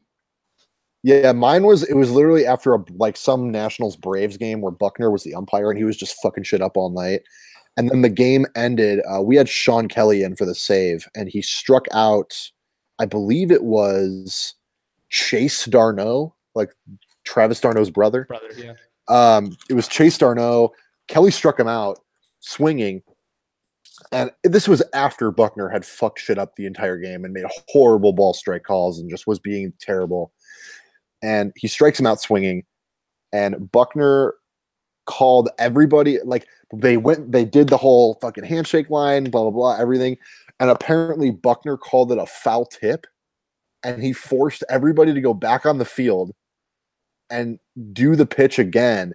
And then when they showed it on replay, he missed the pitch by like 6 inches. Like it wasn't even close to his bat. He just completely fooled him. He didn't even come close to hitting it. Buckner called it a foul tip. And so we were just fucking furious. And Sean Kelly goes back on the mound and he struck Chase d'Arnaud out a second time with the same pitch, and he's got him swinging again. And he like pimped the fuck out of the strikeout the second time. Like the first time he was just normal, and then the second time he just pimped the shit out of it because he was trying to show up Buckner because CB Buckner was just being a fucking asshole. Yeah, I thought Jason Worth was going to kill him. Like it was really bad. There was literally an at bat where I think Worth was up there, and I don't like to say this about batters, but Jason Worth is like one of the few that I will. He knows the strike zone probably better than the umpire does. Yep. No, there's a couple. Ben Zobrist is one of those guys. Matt Carpenter is one of those guys. Joey Votto is one of those guys. Jason Worth, until he retired, was the leading player among all active players in average number of pitches seen per at bat. Yeah. So it's just like one of those things where he's just a guy with an excellent eye. And he stood in the batter's box and kept the bat on his shoulder for 6 pitches. Oh my God, I remember that one. And it was 6 consecutive balls, and he got called out on strikes. Yeah, I remember that one. Oh my God, I remember seeing that one and just being so pissed, like on his behalf. And Jason Worth was sitting there like, "What the fuck, dude? What the fuck do you want me to do? Like, I can't swing at any of these. They're all balls." That happens to Matt Carpenter all the time too. Yeah. I mean, at some point you gotta expand the zone. But I get it. I totally agree. And it'll happen to Votto, it'll happen to Carpenter, it'll happen to Zobrist, and you notice it with those guys, especially when it's like an egregious call. Yeah, I was gonna say, what the fuck is. I agree. The hard thing with Carpenter though is usually I find that when he does that, it's a lot of times the first at bat is when he's like more hesitant. I think right. The opening at bat of the game. Well, Matt Carpenter until like a year ago had never swung at the first pitch of a game ever. Which I think is a okay strategy. But like the first for Matt Carpenter, because he leads off, I'm like, but that first at bat, you have to know what like the strike zone is, right? To me, because like the strike zone is kind of a living thing. Right, you're figuring out what the ump zone is, and you're figuring out what it is today. Even if you've dealt with that ump a lot, it might be different today than it was yesterday. Especially if it's someone like CB Buckner who is blind in both eyes. Yeah. Oh my God, that guy! And then he fucked up a call the next day at like third base. Of course he did.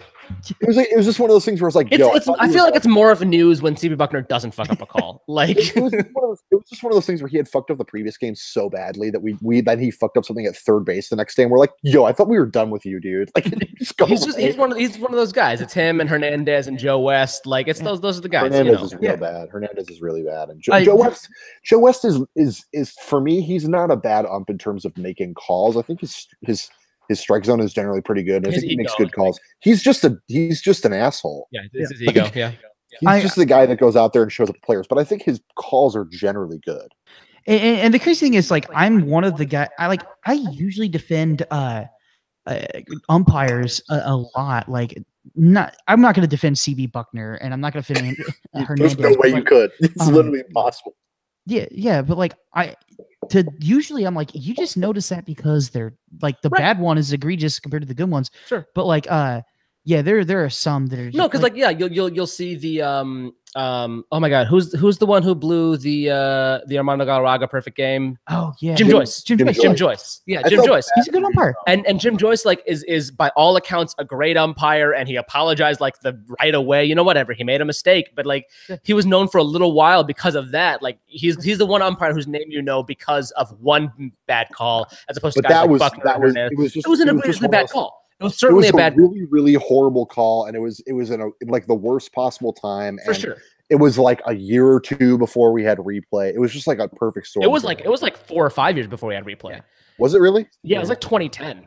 Yeah. Yeah. Oh, damn. Yeah. That's longer ago than I remember. But it was one of the things that like led to replay. Like, which is good ultimately. That specific call. Yeah. But you know, Jim Joyce is the guy who was known for that, and he got a lot more shit than he deserved for making one. And it was an egregiously bad call for sure, but it was one bad call. He's generally a very good umpire. And like I was gonna say, like you know my behavior in threads. Like I'm like I'm the last guy to come out and be like, oh, this effing sucks, blah blah blah.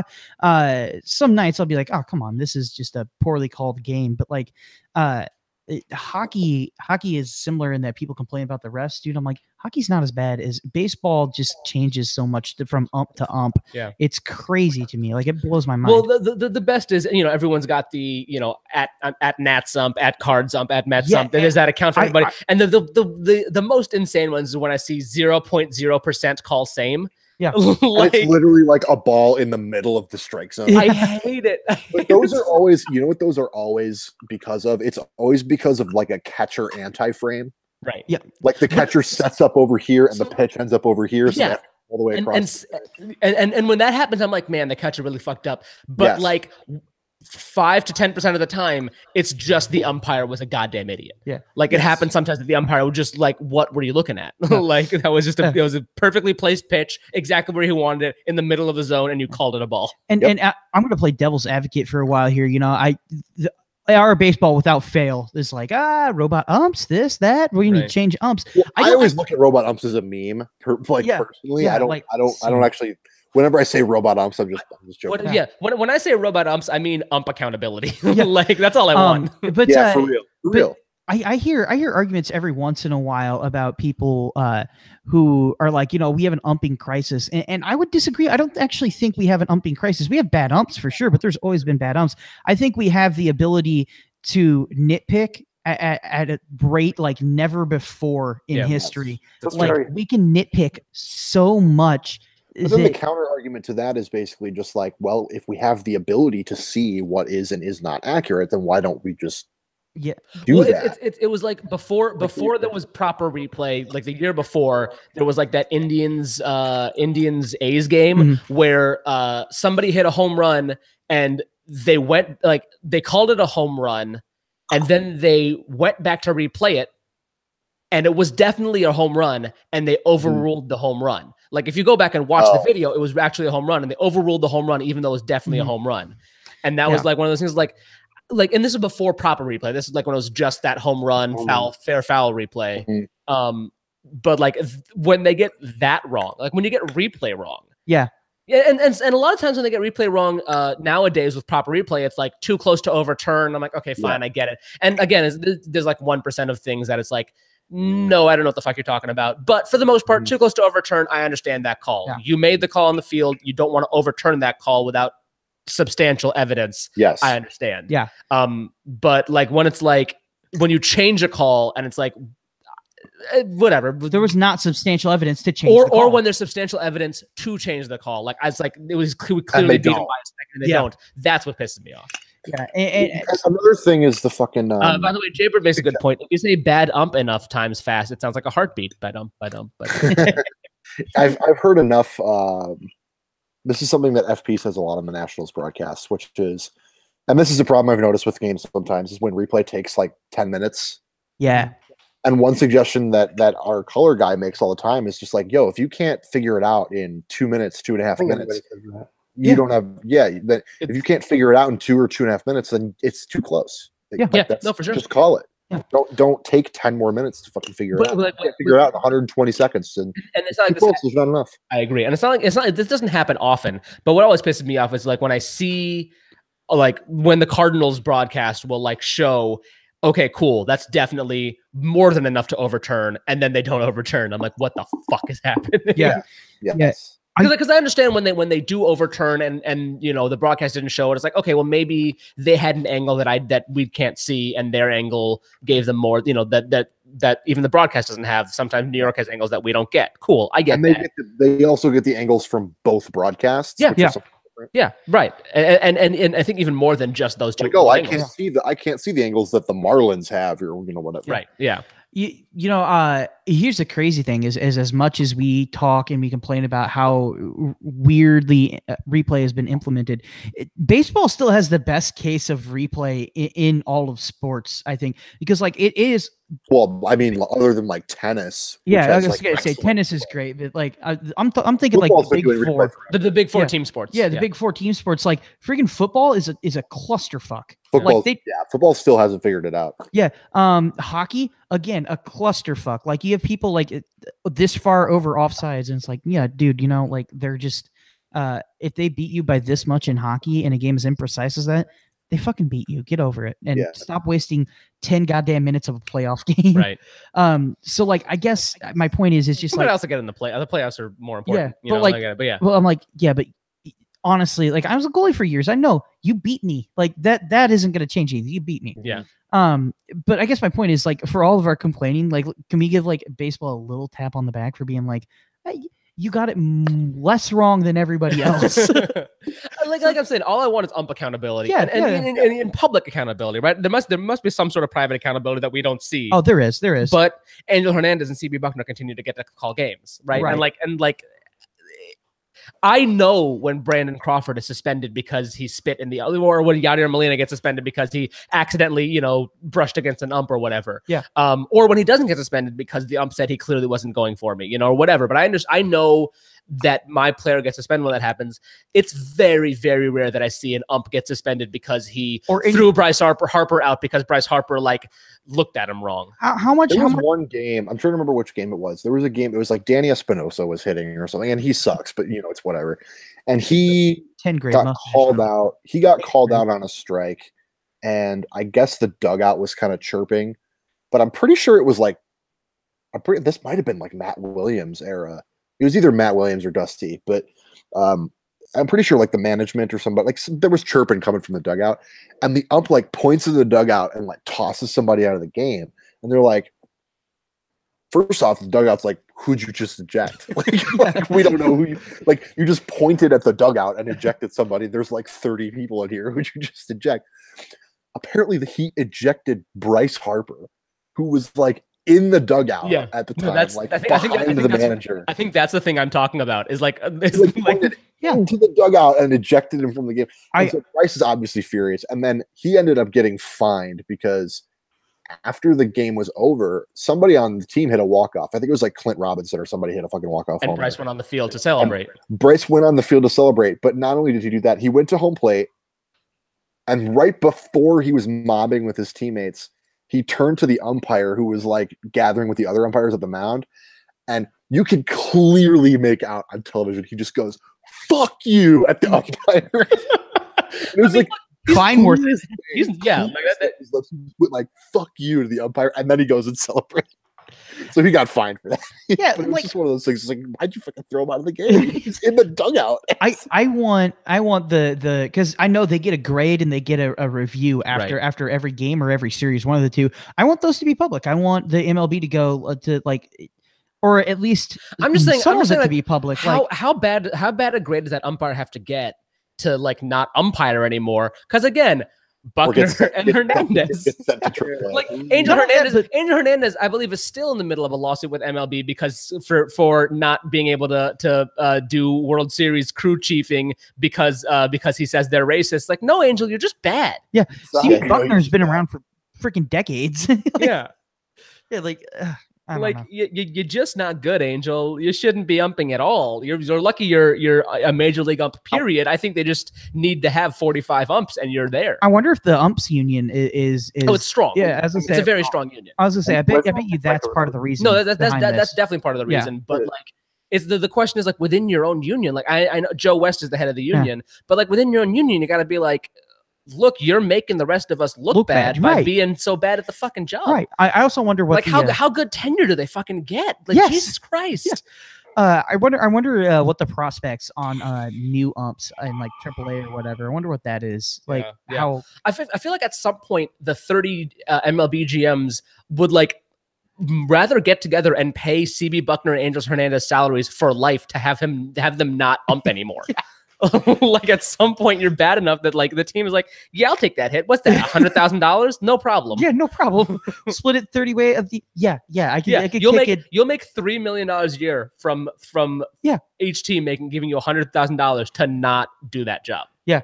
You know what though, if you're a team though, there's a 50-50 chance that he fucks it up in your favor. So but he fucks it up just bad. He fucks it up in both favors. Like I mean, it's just nobody enjoys that. Nobody comes to the game to watch motherfucker throw out Bryce Harper out of the dugout for not doing anything. Although I will say, if I was at that game, I'd be like, "What the fuck?"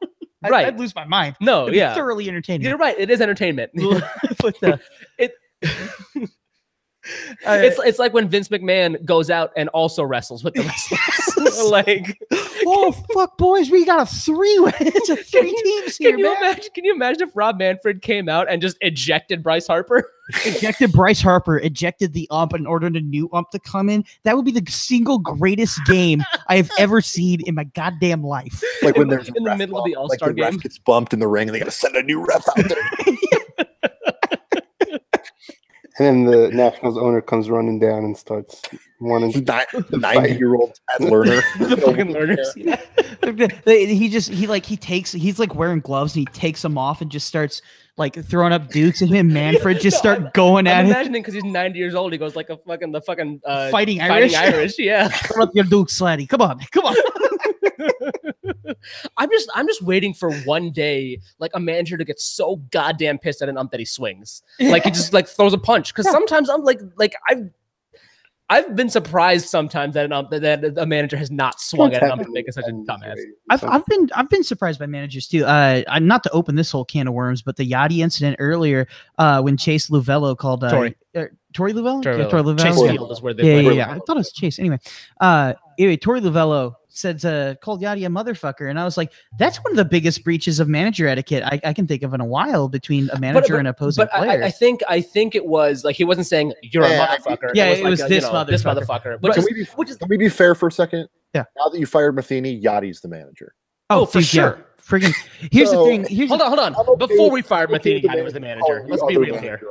I'm okay with that. Right. I'm calling him the manager, motherfucker. You're right. So I actually have some information on that because of my job. So are we breaking news here right now? Well, no, it's all like things that we kind of know. Sure. That we talked about. So although Reddit probably hasn't heard about it unless they listen to 101. Anyway, some of them do. Anyway, but the consensus is that anybody who's going to be hired for a manager has to interview with both Mozeliak, but Yachty will also be in that room. I'm not surprised. Yeah, like you have to work for Yachty because Yachty also has not the final say, but Yachty has a very influential say, and if he doesn't like you, you are not going to be the manager. No, I mean Yachty positions the defense. Yeah, like he's that valuable, and honestly, the loss of catcher mound visits to the mound is a much bigger loss than the loss of manager mound visits to the mound for the Cardinals, just because Yadier Molina has done so much with young pitchers. Like losing as much as I like Mike Maddox, on our coaching staff. Thank you, by the way. Dude, the pitching this year is phenomenal. Yeah, for sure. And as much as I'm happy with Mike Maddox, like I'm more missing not having Yadier Molina be able to go out to the mound every, a couple of pitches in to be like, hey, look, here's the deal. Let's, And I understand, like, I'm sure, like, you still can. I mean, it's just one of those things where, like, but it costs you you have to. It's a whole nother calculus of how many mound visits can I make and blah blah blah. Like, I feel like the league so far, from what I've seen, is way too conservative with their mound visits.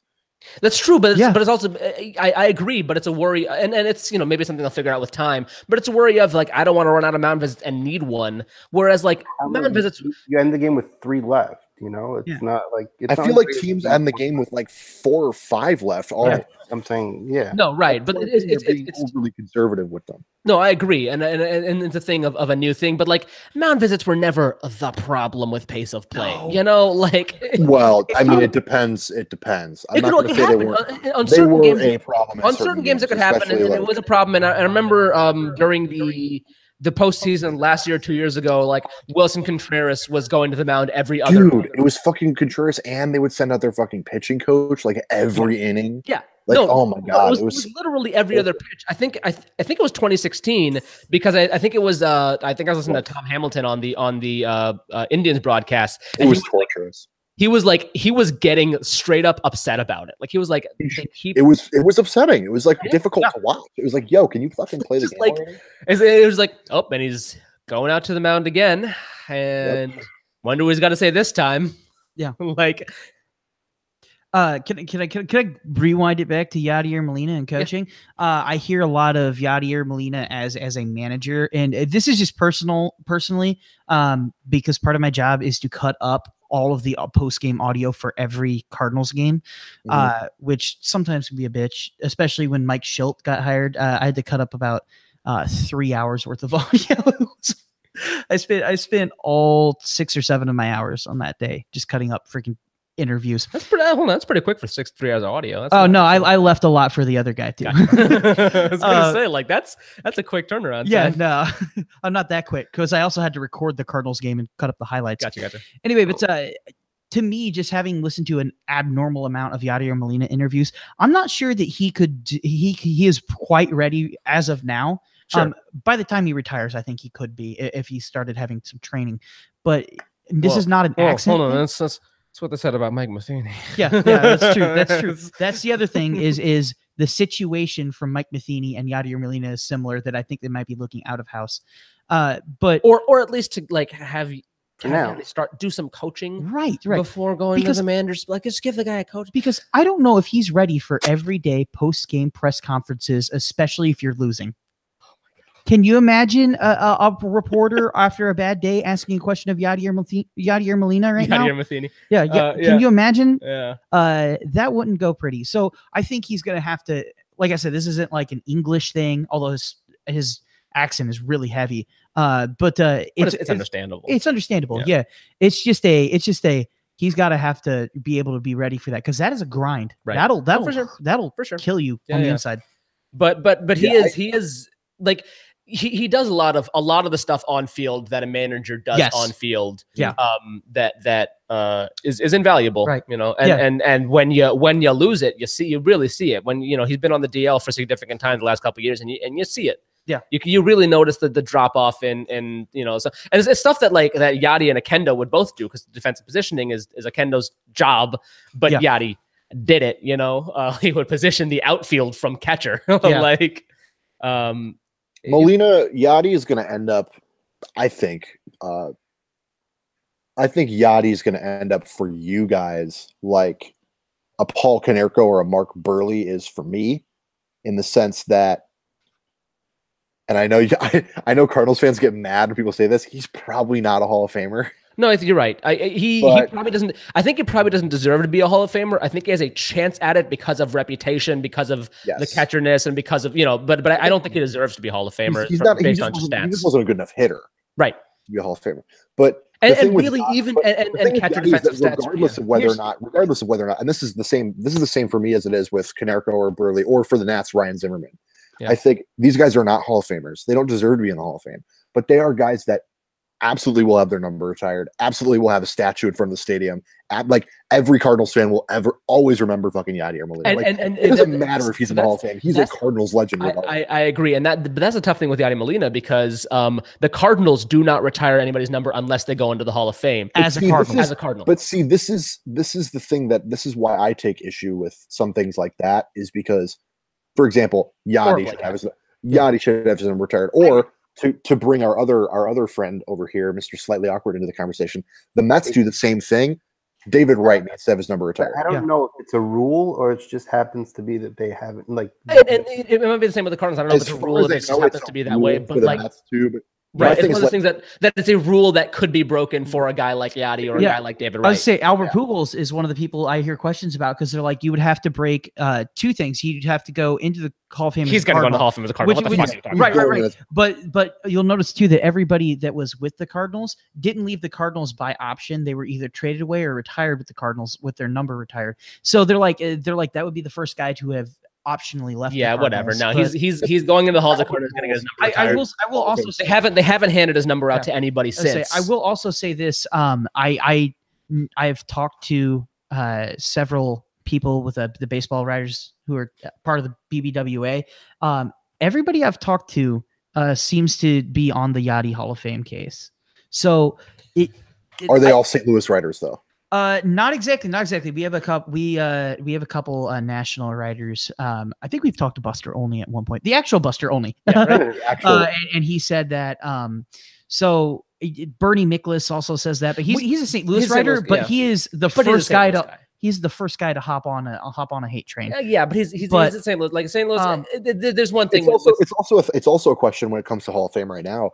And this is something that people, we're kind of shifting towards a Hall of Fame conversation. Why by me bringing this up? But ballot right now is so stacked, right? Yeah. That they're literally almost the whole ballot in my mind is deserving Hall of Famers. But this era, and so when it comes to 10 years from now, is the ballot going to be in a place where Yadi can get votes? I think so. Because first of all, he's going to have to retire. But like looking right now at the people who are going to retire in the same class as Yadi Molina, it's not really going to be that stacked. Yeah, maybe Adrian Beltre, I don't think is going to hang on for 2 more years. Beltre and like Pujols. Beltre, Pujols, Ichiro. Ichiro's a first ballot. Pujols a first ballot. You know what though? Ichiro might get first ballot. I mean, Ichiro will probably get first ballot, but Ichiro will still be first ballot 3 years before Yadi because he retired 2 years before Yadi is eligible.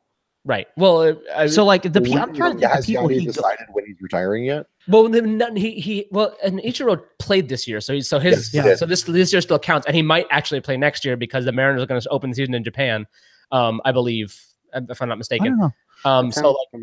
That would be a very good time to come out of retirement briefly. So we don't know. Yeah. We don't know when Yadi's going to retire. But yes, the guys who we know are Hall of Famers right now are guys like Ichiro and Pujols and Beltre, who if not are first ballot, are definitely second ballot. And Yadi's the kind of guy who, like, if he doesn't get in first ballot, which he won't and should, but he'll be a guy who sticks around for a little while. Yeah. And the guys now, there's really not a lot of people now who are going to be in that kind of class that are going to be around to keep him off the ballot. I think Yadi did announce that he's going to retire at the end of his contract. It's a 3-year contract and it goes through 2020. And I think if I remember right, when the story broke, it was actually that he said he would retire after the end of that contract. So is he 35? He would be, I think he's 34 now. 34, 35. Yeah, he'll be up there. But, even if he hasn't announced it, I have to imagine the most he's going to go is 1 year after that, maybe. By the way, 15 hours ago from CBS Sports, Yadi Molina says it would be a dream to serve as player manager. Yeah, you didn't see that? I didn't see that. No, yeah. I've been running the game all day. Oh, yeah. So he said basically that if he was asked, he'd have to accept, and it's kind of been a dream of his to be a player manager. So like nothing, serious, but like, what baseball player isn't going to say that? I mean, that's true. Yeah. Yadi, by the way, turned 36 last week. 36. Yeah. So he'll be 39. Oh, he's 36. Okay. Yeah.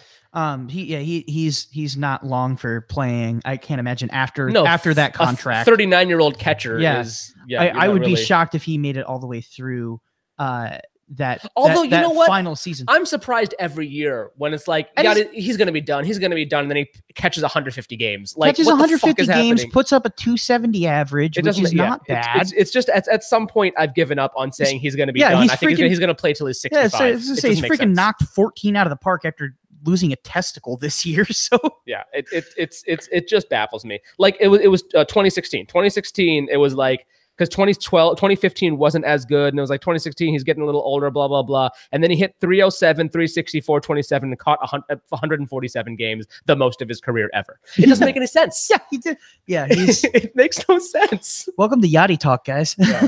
And that was the 1 year that he wasn't an all-star. Yeah. That's correct. Yeah.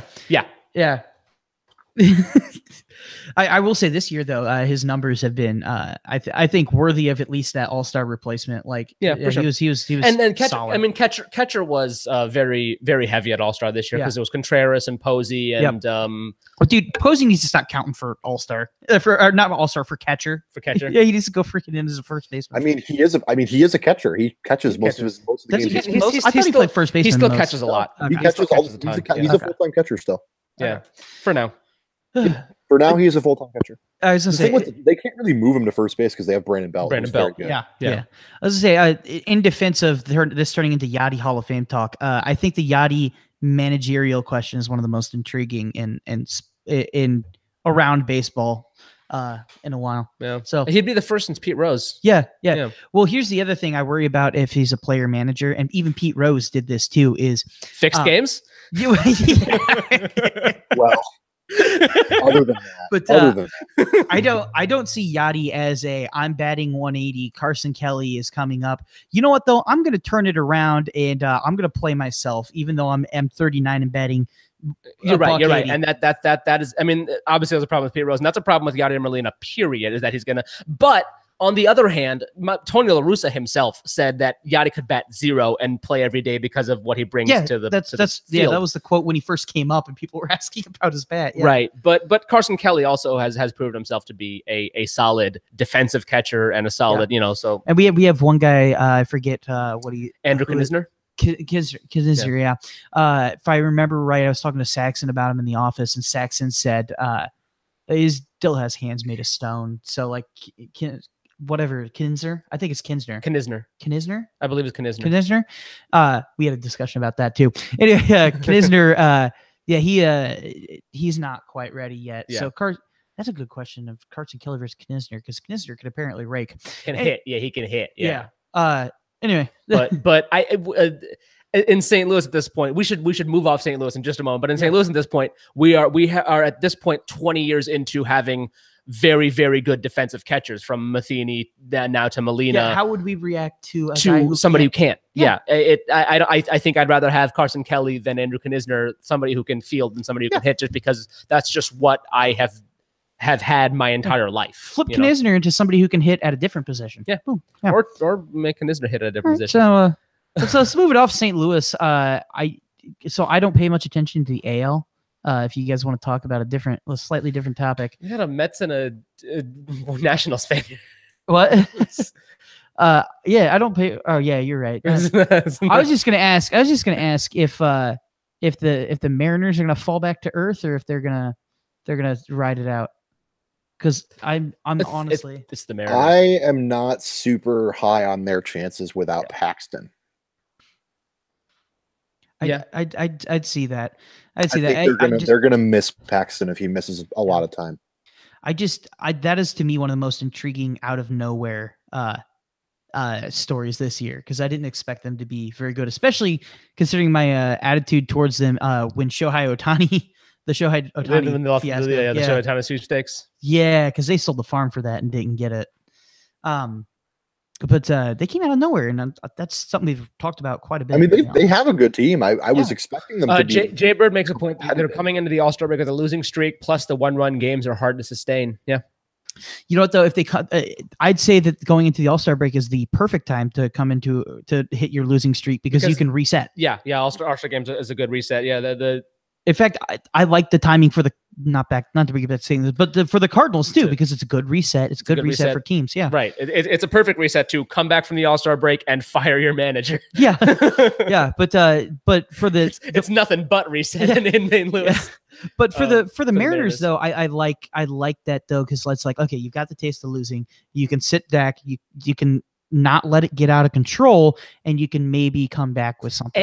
And Gene Segura can have a hot All-Star game and not get the not win MVP. I was actually kind of almost upset when he didn't get on the All-Star game prior to first ballot, because I'm a huge fan of his, and he's been absolutely killing it this year. Mm-hmm. I'm super glad that A, he got in on first ballot, and B, he went to the All-Star game and fucking killed. Yeah. It's like, yo, I deserve to be here. I thought that was really good. I'm a big fan of his.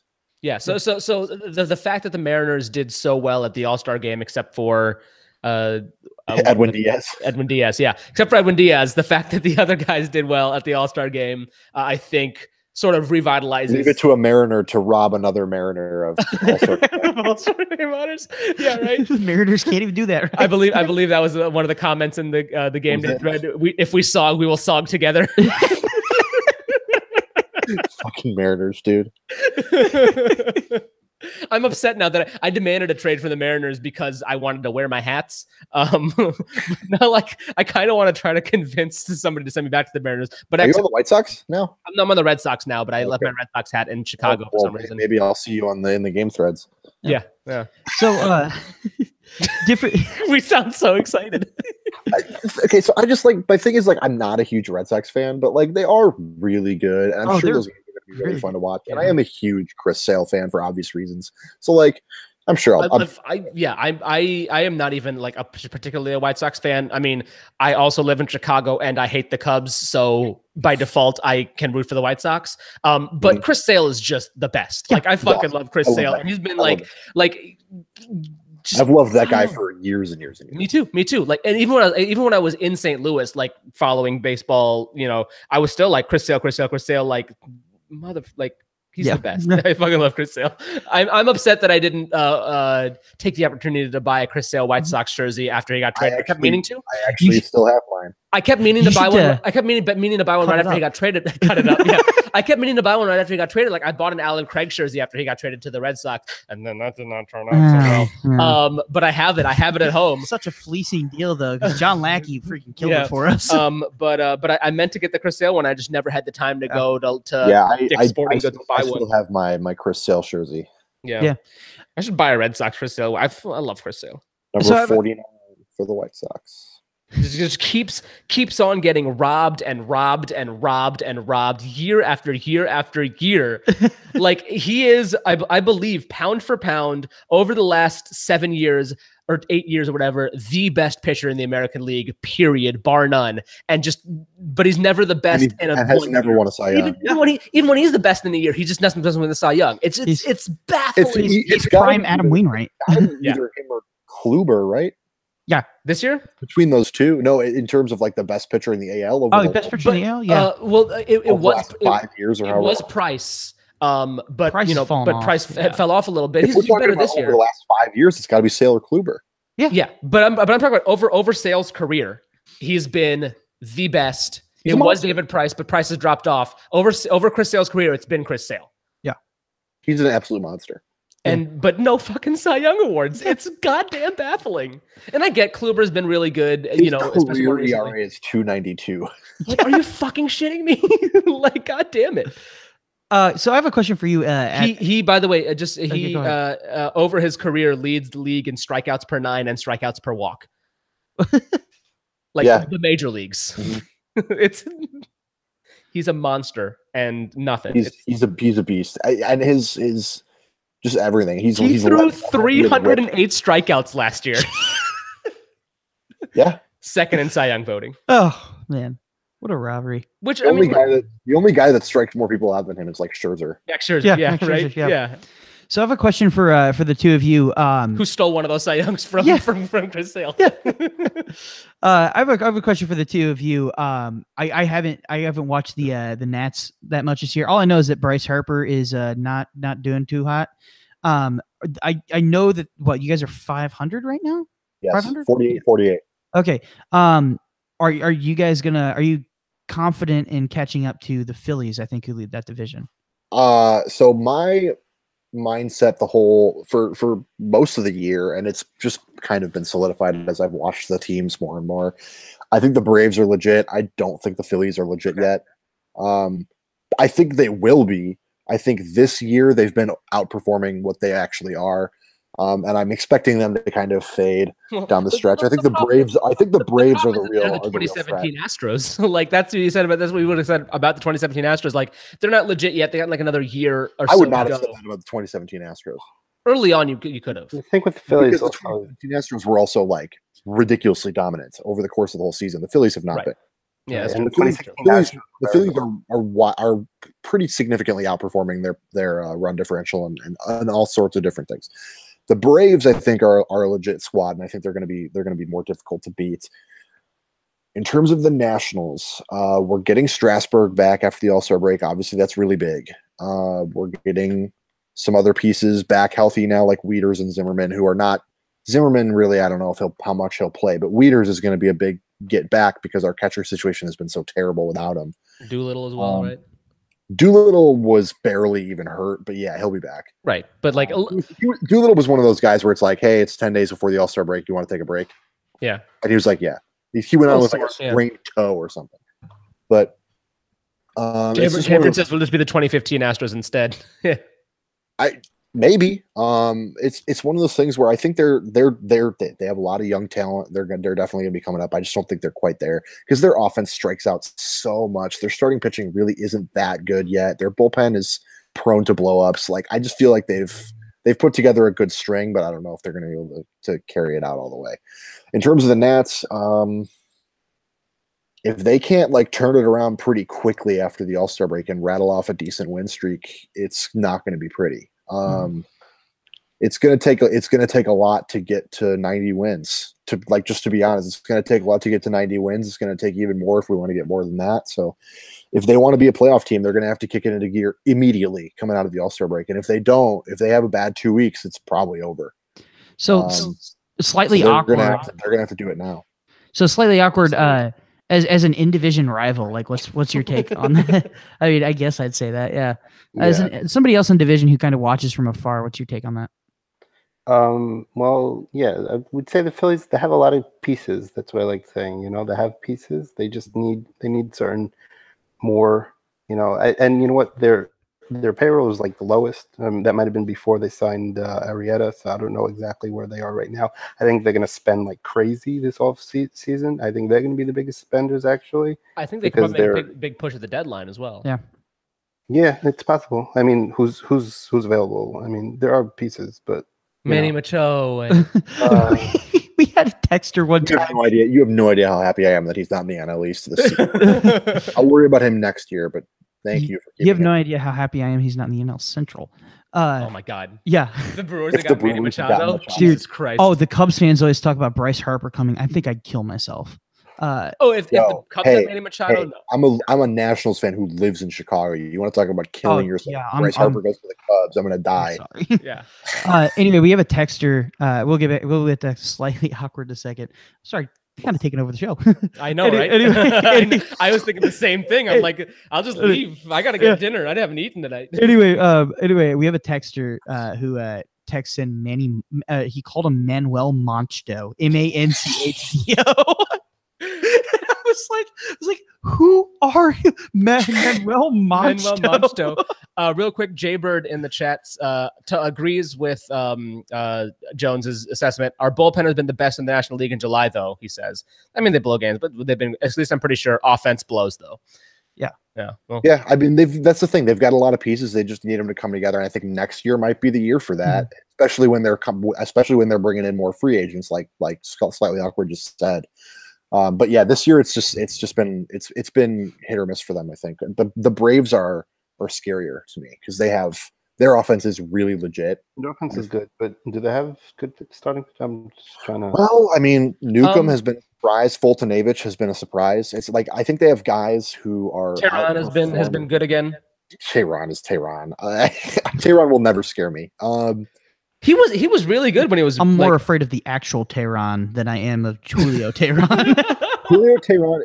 The thing is, like, you can see. I know. It's like, oh, Tehran was good. Blah blah. It's just he's never been good against the Nationals. Mm-hmm. Yeah, it's just like one of those things where I feel like the Nationals have always owned Julio Tehran, and so anytime I see him, I'm just like, yeah, Bryce is going to go yard twice tonight. It's just one of those things. I'd say anytime I see Julio Tehran or Tom Kohler, I know Bryce is going to go the fuck off. So, we have the same feeling when it comes to facing Matt Harvey. Yeah, right. Yeah, we get that with Kershaw, which is nice because he's not a guy that most people get that with. Yeah, but, we're the one. I don't know what it is about St. Louis. Kershaw a few times. It's nice. It's definitely nice when you beat him. Yeah, Matt Harvey. Yeah. Rest in peace, Matt Harvey. Yeah, dude.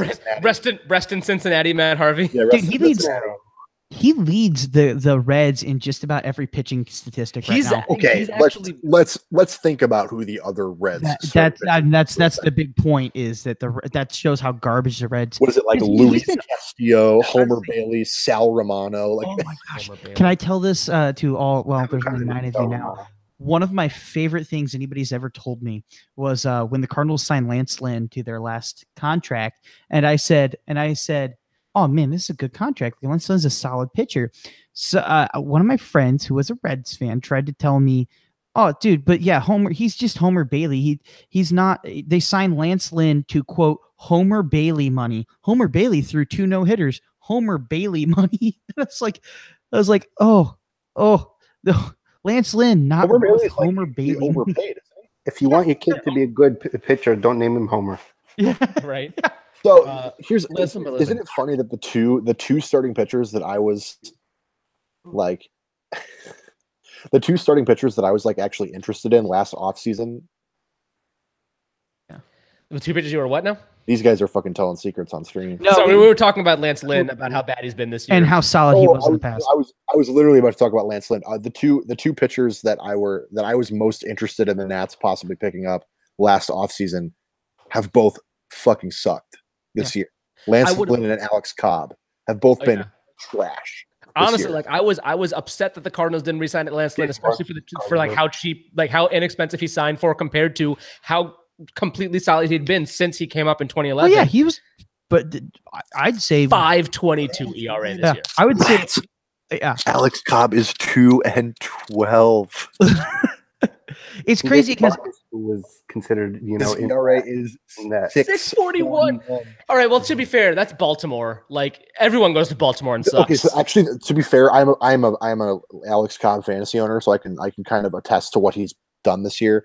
He got off to a really bad start because he started the year late, had to go through training camp without having a spring training, and is in Baltimore and in the AL East. Yeah, we call that the Greg Holland. It's one of those things where he got shelled really bad at the beginning of the year to the point where his ERA still hasn't recovered, even though he's throwing he's consistently putting up quality starts now.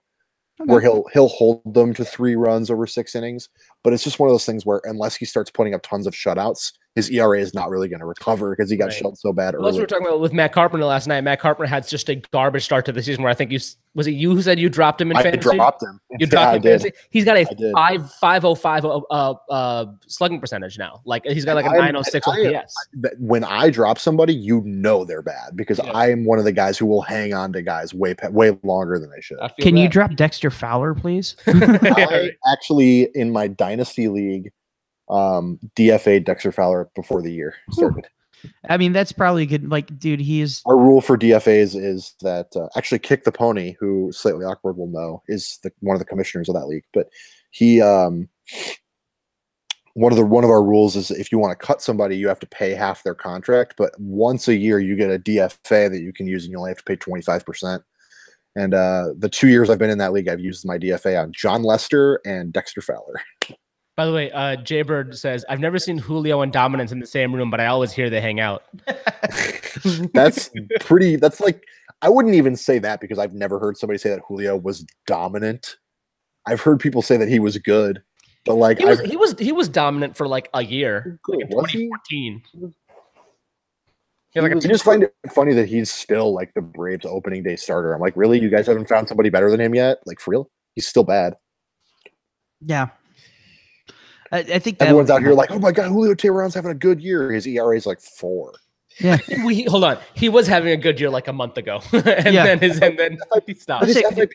I'm not a huge fan of FIP, but I do like to use it for certain things. His FIP is over 5 this season. 7 years. It's like he's not very good. He's just not. He's one of those guys where you're like, oh, it's Julio Teheran. How's he going to do? And then he comes in and he throws like 88. Yeah. The Jared Weaver of the NL East. I'm like exhausted for topics right now. I'm just exhausted. It's 12:30 in the morning. One of the Arizona Nationals guys just pinged me and said, "Well done," because one of the guys I traded for just did some really quality shit posts on our sub. Yes. Isn't that what the game's about at the end of the day? Is increasing your shit posts. All about shit posts. It's the guy that I trade. There was a guy in the R/slash baseball thread who was a White Sox user who had like 600,000 karma or something. And he was like, yo, if you trade for me, I will write you poems in your game threads. And so I'm like, I got to trade for this guy. Oh, I saw that, yeah. So I went to the White Sox and I was like, yo, I'll give you Ivy Gold and Damnatio Memoriae, who are like combined probably about 600,000 for this guy. And he literally just posted a giant fucking poem on our sub. I don't think okay. we have a user called what is it? Phenylacetic acid. Phenylacetic acid. Who writes as if he's on acid, and he's insane. Like it's his. You want to read his most recent? His most recent post is me. We're going to win the next 15 games. Jack Flaherty nods as he takes a vicious bite out of the Arby's buffalo chicken slider. Me nods. You still got Terry's password for his Funimation Now account? I'm trying to set up some Yu Yu Hakusho Dark Tournament episode before I meet some slimy ass girl. Flaherty, voice muffled through him chewing the sandwich still. Me, what's that? Flaherty gulps the rest of his buffalo chicken slider. Yeah, the password, inhales ball python flavored vape. The password is exhales the vape and produces a pristine smoke cloud that kind of gets a little too into my button-up Express shirt. Flaherty inhales vape again. Flaherty, dude, I actually forgot it. LOL. It's always stuff like that. It's always shit like that. Like he doesn't even talk about like baseball. Like he's just like writing like fan fiction for your front office. It's insane, and we all love it so much. It's so funny. It's so weird. Like it's 100% stuff. Like if you go, and the funny thing is because everyone thinks like an alt of somebody, but if you go back like 4 or 5 years, he was a normal dude. Like he would just post normal stuff. But just one day he decided, nah, I'm just gonna do this now. He is a legend. If we can message him and get him to sign up, would you accept the link? Yes, absolutely. because that would be, I think, maybe the premier user shit, because that is he only has 6,000 comment karma, but like it's just all that. It's insane. You could ludicrous. You could swing a trade just off of look at his history. 2 days ago at Chick-fil-A with Matheny, hey, did you see my KMOX interview, son? Me in a bored voice. You were good, kid. Matheny, Mike. You busy tonight? I just bought Resident Evil 4 and figured we could get some mercenaries in. Me, yawns. IDK, man, I'll text you. He reaches for some of my waffle fries and my eyes fill with rage as I pull away my tray. He leans in for a kiss.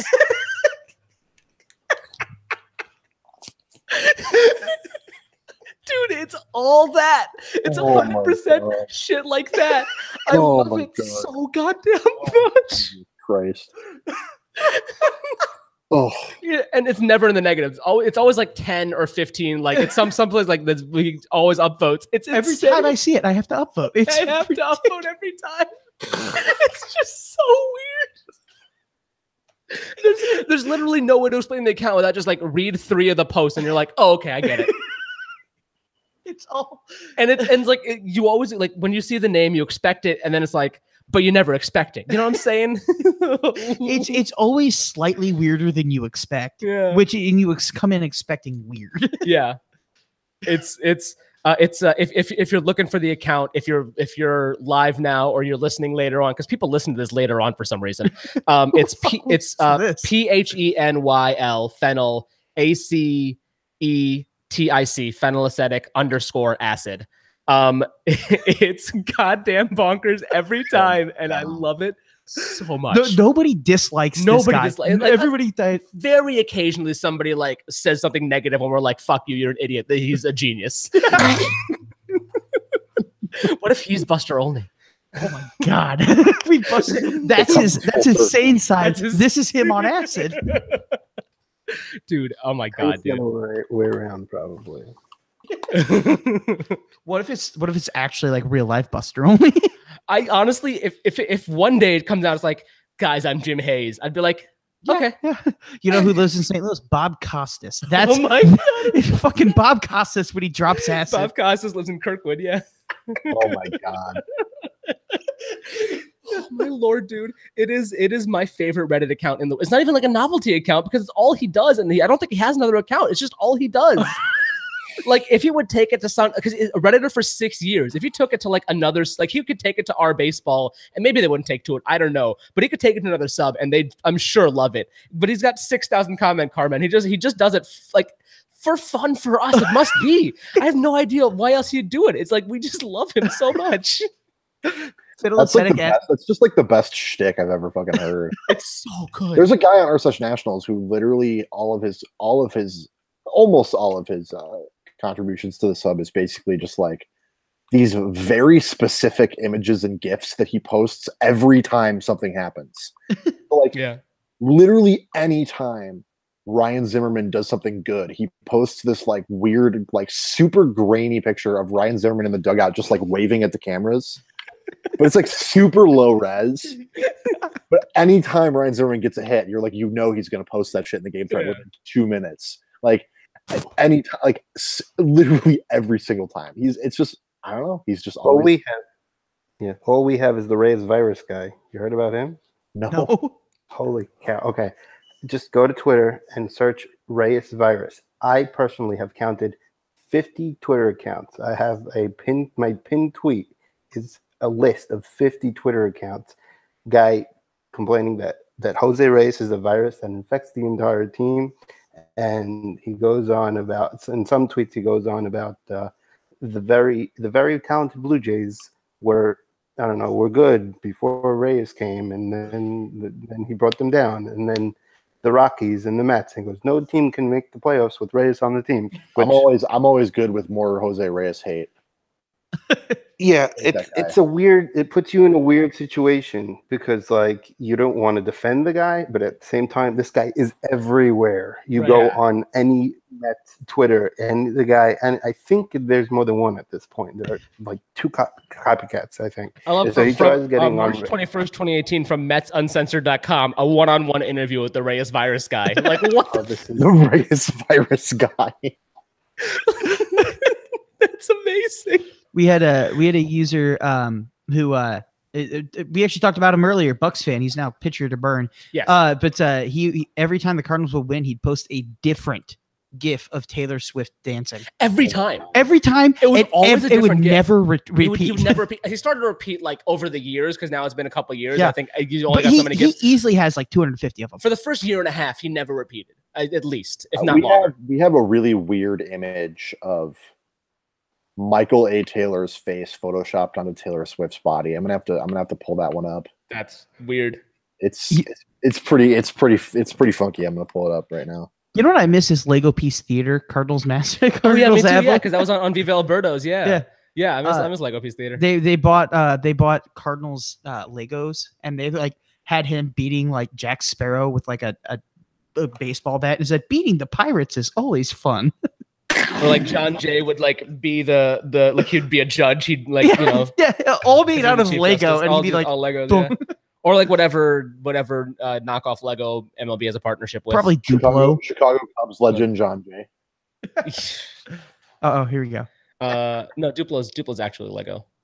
Is it? Yeah, you're right. Yeah, no, it was like Mega Bloks or something. Oh yeah. I once had a teacher who used that as a. Jesus Christ! So many accounts. I like at Reyes the Virus 7. That's like that gets it across. But like I love just like a bunch of numbers. Reyes is a virus. Reyes is a virus. It's just like a common name and then just a bunch of fucking numbers. I had a Virus 7 is actually now Jimmy. I think Jimmy 142 1452. Yeah, so that is I think that is like the main copycat right now.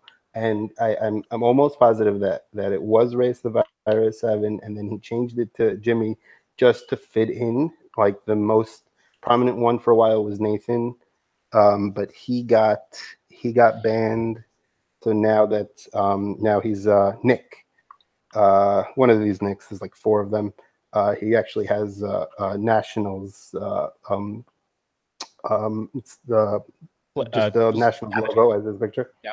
Yeah, I see. Mets were winning with Wilpon before Reyes showed up. Since the start of 2015, Mets were in the World Series in 26 games over 500 before Reyes showed up to infect the franchise. Since the laughing virus showed up, Mets are 34 under 500. Yeah, they did make the wild card game in 2016 when he was there, but Right, but that was you don't want to defend the guy. Yeah, shut up a little. Yeah. That's the thing. You don't want to defend Jose Reyes. Right. So I'm trying to play. I've been trying to play Grand Theft Auto, and like, it seems like my audio is completely broken except for when I die. Like the only audio that's playing from the game is like the wasted sound effect. So I think my TV's after a while. I just think my TV's muted, and then I die, and my TV goes like, whoosh. I'm like, oh my god, Jesus. This interview with the guy Mets Virus Guy was kind enough to sit down with Mets Uncensored for an exclusive interview via DM from account at Nathan3268380. Thanks for reaching out. I noticed you're a pretty polarizing person. Was wondering if I could ask you a few questions about your feelings of Jose Reyes. I'm curious why you feel the way you do. Facts are not feelings. Stating Mets had the best collapses in history with Reyes, those are facts, not feelings. Okay, so you think Reyes had a strong effect on those collapses, more than, say, David Wright or Carlos Beltran. So he's already, I know what kind of person he is because he's a fucking facts, not feelings guy. Right.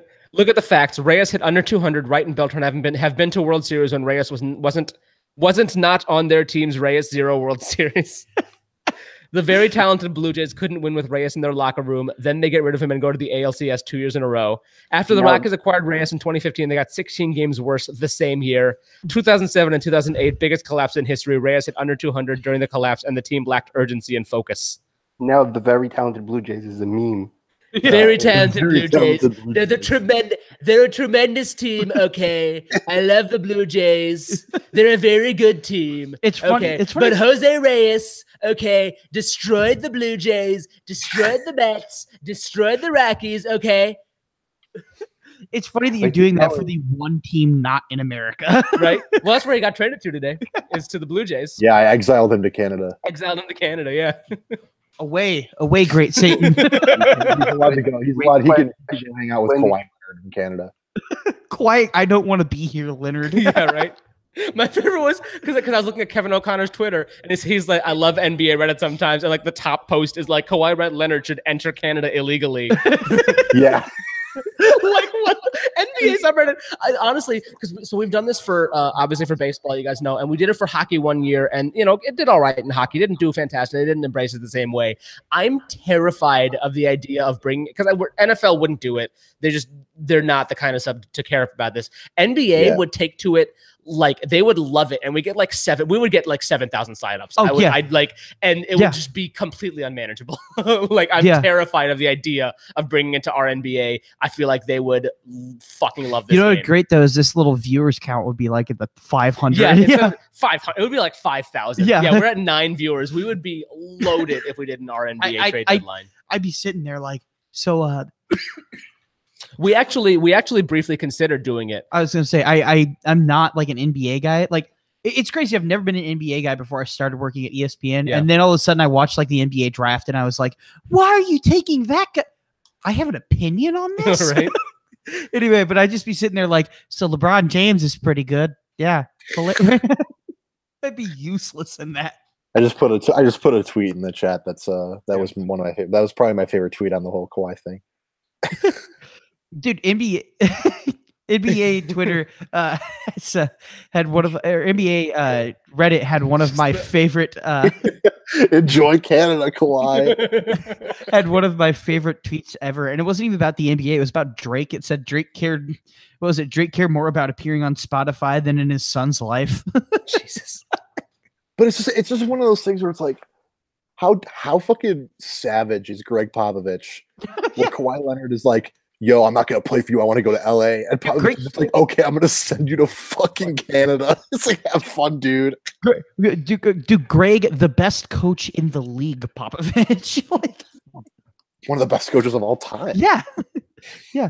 It's like, dude, he's just the Terry Francona of the NBA. Say, yeah. The even more savage is that the Raptors were like, they got rid of what's his name, like the face of their DeMar DeRozan. Yeah, DeMar DeRozan. Like the Raptors are already going downhill, and I don't. Well, they traded DeMar DeRozan in the Kawhi Leonard trade. Yeah, I was say they're going downhill. This is pretty clearly for Toronto. It's a move where they needed to make a change because the team they had was obviously not going anywhere. And this is going to be we're going to make one last push for a title this year, and if it doesn't happen, we're going to rebuild. Yeah, like that seems like that's what the move is, and honestly, I can't fault them for it. Yeah, well, in an NBA in which the Golden State Warriors as they are exist, that Toronto doesn't have another option. Yeah, like they just don't. Well, it's just one of those things where as a Pacers fan, out of the playoffs like 3 times. Yeah, as I was gonna say, as a Pacers fan, I'm just resigned to nothing. This is like, what we're gonna do this year. There's not gonna be any surprises. Yeah, well, I'm a Bulls fan. So. Until Victor Oladipo was a surprise, and that was great. I was very happy with Victor Oladipo, especially because it was the Paul George like I want out, send me to anywhere, go to OKC, and you okay, we'll give you back Victor Oladipo, and he'll be all right in a couple years. And then he was like I don't know why people thought he was going to take a couple of years for him. He's been in the league a little while now. He was a top 2 pick. Yeah. Well, whatever. He was great. One of those things where playing with Westbrook makes people worse. That's true. Yeah. And so Oladipo was just the ask Paul George. Oladipo was just the latest guy to leave the Thunder and get better. Yeah. Like we had the talent. I had a great time watching the Boogie Cousins trade go down on the NBA subreddit because like they were pissed, and I think rightly so. Happy. I was so happy when that trade happened because I was like, this is just going to be some of the best fucking drama. Yeah, like I mean, to be fair, they kind of have broke the league. like it's not the Warriors' fault they broke the league. It's the league's fault. It's not the Warriors' fault. It's you can make the communism reference again, Jones, because that's what he said. What he said last night is the Warriors are the perfect example of communism. Yeah. It's all guys taking like lower deals to play, like, not caring about who makes the most money. Yeah, you're not wrong. It just frustrates me as a Pacers fan, like having seen them get so close and LeBron take it away so many times that like we're at a point now where it's just going to be at least a decade before we can get back to a point where my team can possibly do anything, because no one's going to want to go to the Pacers and form a super team in the Pacers, and all that's going to happen is going to be there's going to be a super team built around LeBron like there always is, and now it just happens to be in the same conference as the Warriors that have been a different conference, and then whatever team wins of those 2 teams is going to win the NBA Finals. Yeah, it's whatever. Well, so the thing is with me is that the reason that this happened is ultimately because when the league was going through that massive spike in the salary cap due to all the TV money coming in, Chris Paul was the players' union president at the time,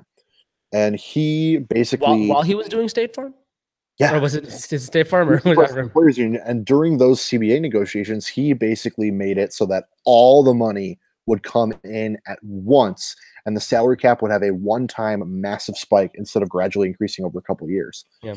And so what happens is by doing that, guess what? That was the summer that Kevin Durant hit free agency. Yeah. Guess what? That was the year that you gave the Warriors all the cap space to sign a superstar on top of the guys they already had, because they drafted Draymond, they drafted Steph, they drafted Clay, and those guys are all willing to play for however much they need to. And, they got Steph for a cheaper contract because he had that ankle concern, and so other teams didn't want to pay him. Like, it's just, and then with the Boogie thing, it's like the other teams in the league didn't want to the other teams in the league didn't want to give him a max contract because he's coming off an Achilles injury. So he just signed for a 1-year deal, and he'll take his max next summer. It's just one of those things. Yeah. So I have a question just while we're on the topic of NBA, just a short one. Like, I mean, at this point, who cares? Yeah, who cares? Yeah. At this point, we're like 2.5 hours in. Yeah. So like I'm kind of a NBA neutral. I watch a lot of college basketball. I went to the University of Kansas, so like obviously I'm big into college basketball. It's funny actually because real quick, I'm a Pacers fan because when we moved to America, I was born in Pakistan. When we moved to America, my parents went to Indiana State University. Larry Bird played there. He was the coach of the Pacers at the time. My brother was a Pacers fan. This is the heyday of Reggie Miller. Made a lot of sense.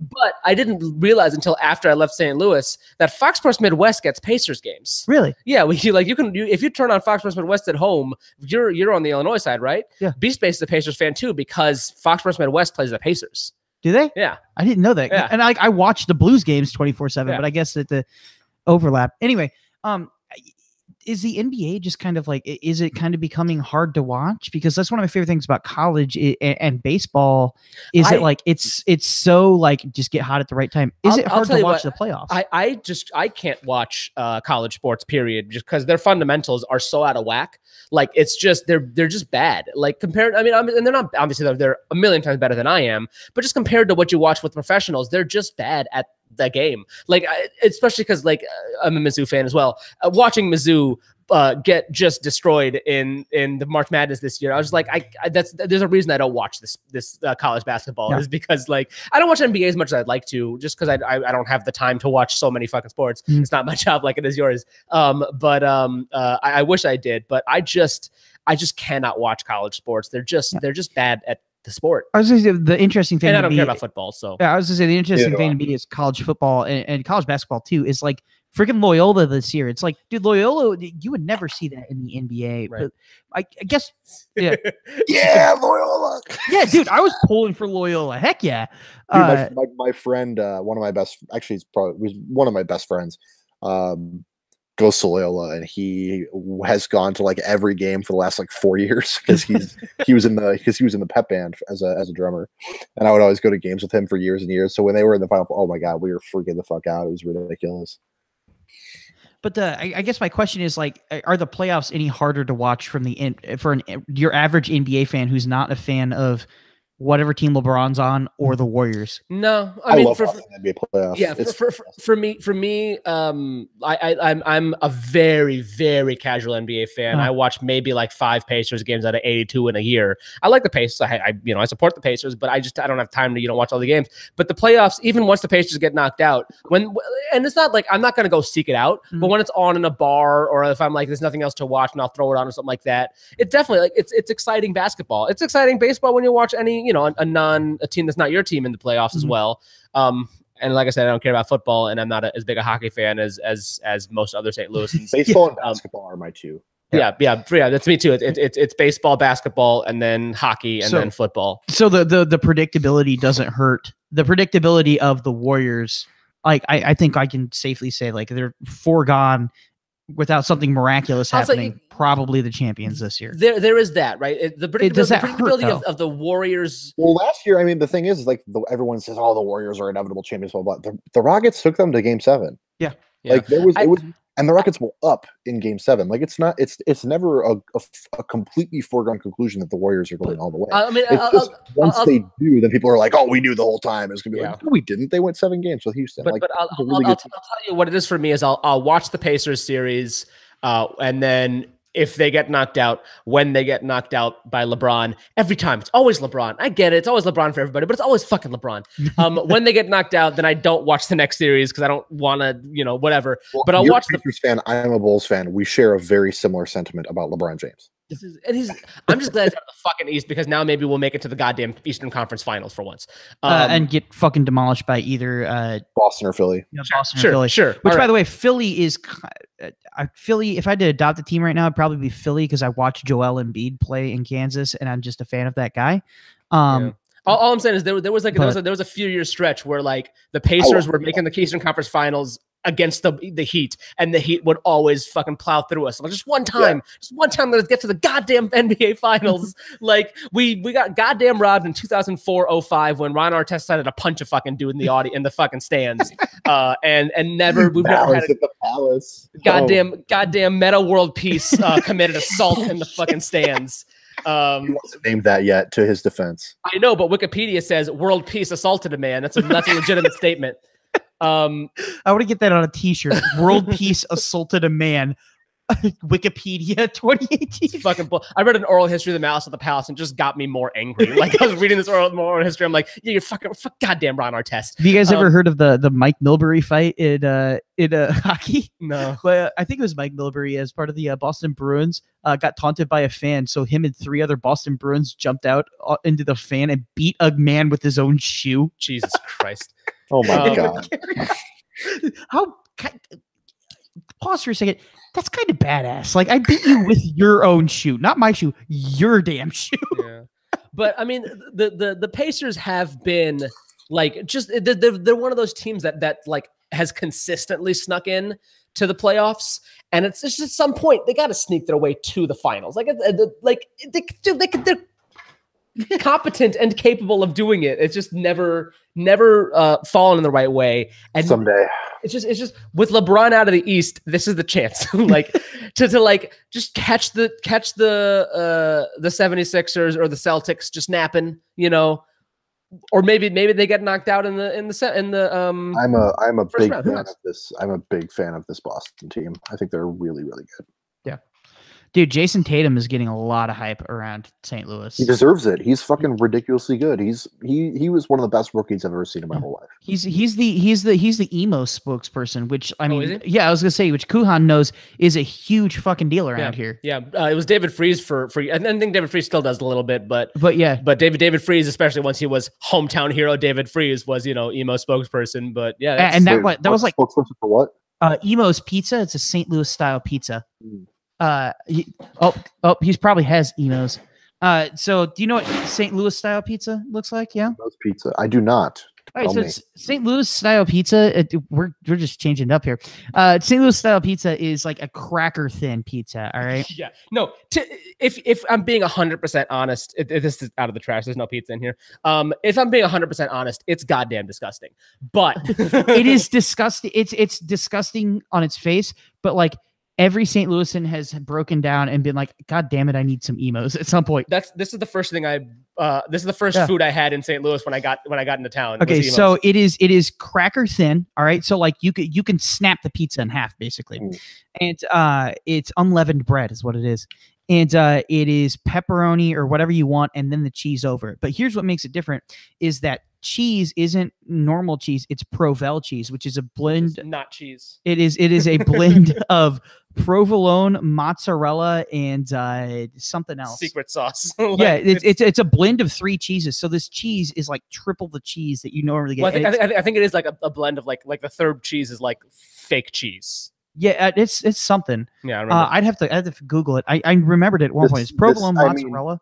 As a proud Italian man from Chicago, this is like not sitting well with me right now. No, it shouldn't sit well with anybody in the world ever. Until you have it, and like I don't drink, but until you have it even slightly drunk, you're just like, oh my goodness, this is like there's just something right about it. Yeah, like like it's not. You can't explain it. It's incorrect. I mean, it's the same. It's based. First of all, it's the same way people feel about Chicago style pizza, where they're like, I'm not going to like that, and then they do like it. It's also the polar opposite of Chicago style pizza. Yeah, Chicago style pizza, they're just wrong. I know. I agree. I love Chicago style. I will, however, hear an argument that it's less pizza and more casserole. Chicago style pizza. Well, whatever. Anyway, carry on. The argument. I love Chicago style pizza, but I'll have people who come in and be like, "This is terrible. I hate this." I'm like, "You're wrong." But whatever. Like it's the same way because people feel that way. Like this isn't pizza. What the fuck are you talking about? My buddy came in from Austin a couple months ago, and another friend of ours had told him like, "You're not going to be able to, like." He's like, "Whatever." I ate like four or five slices of pizza. He's like, "You're not going to be able to do it with this pizza, man." He's like, "With Chicago style." And he's like, I'll do it. And it comes, and I think he had a slice and a half where he's like, he was right.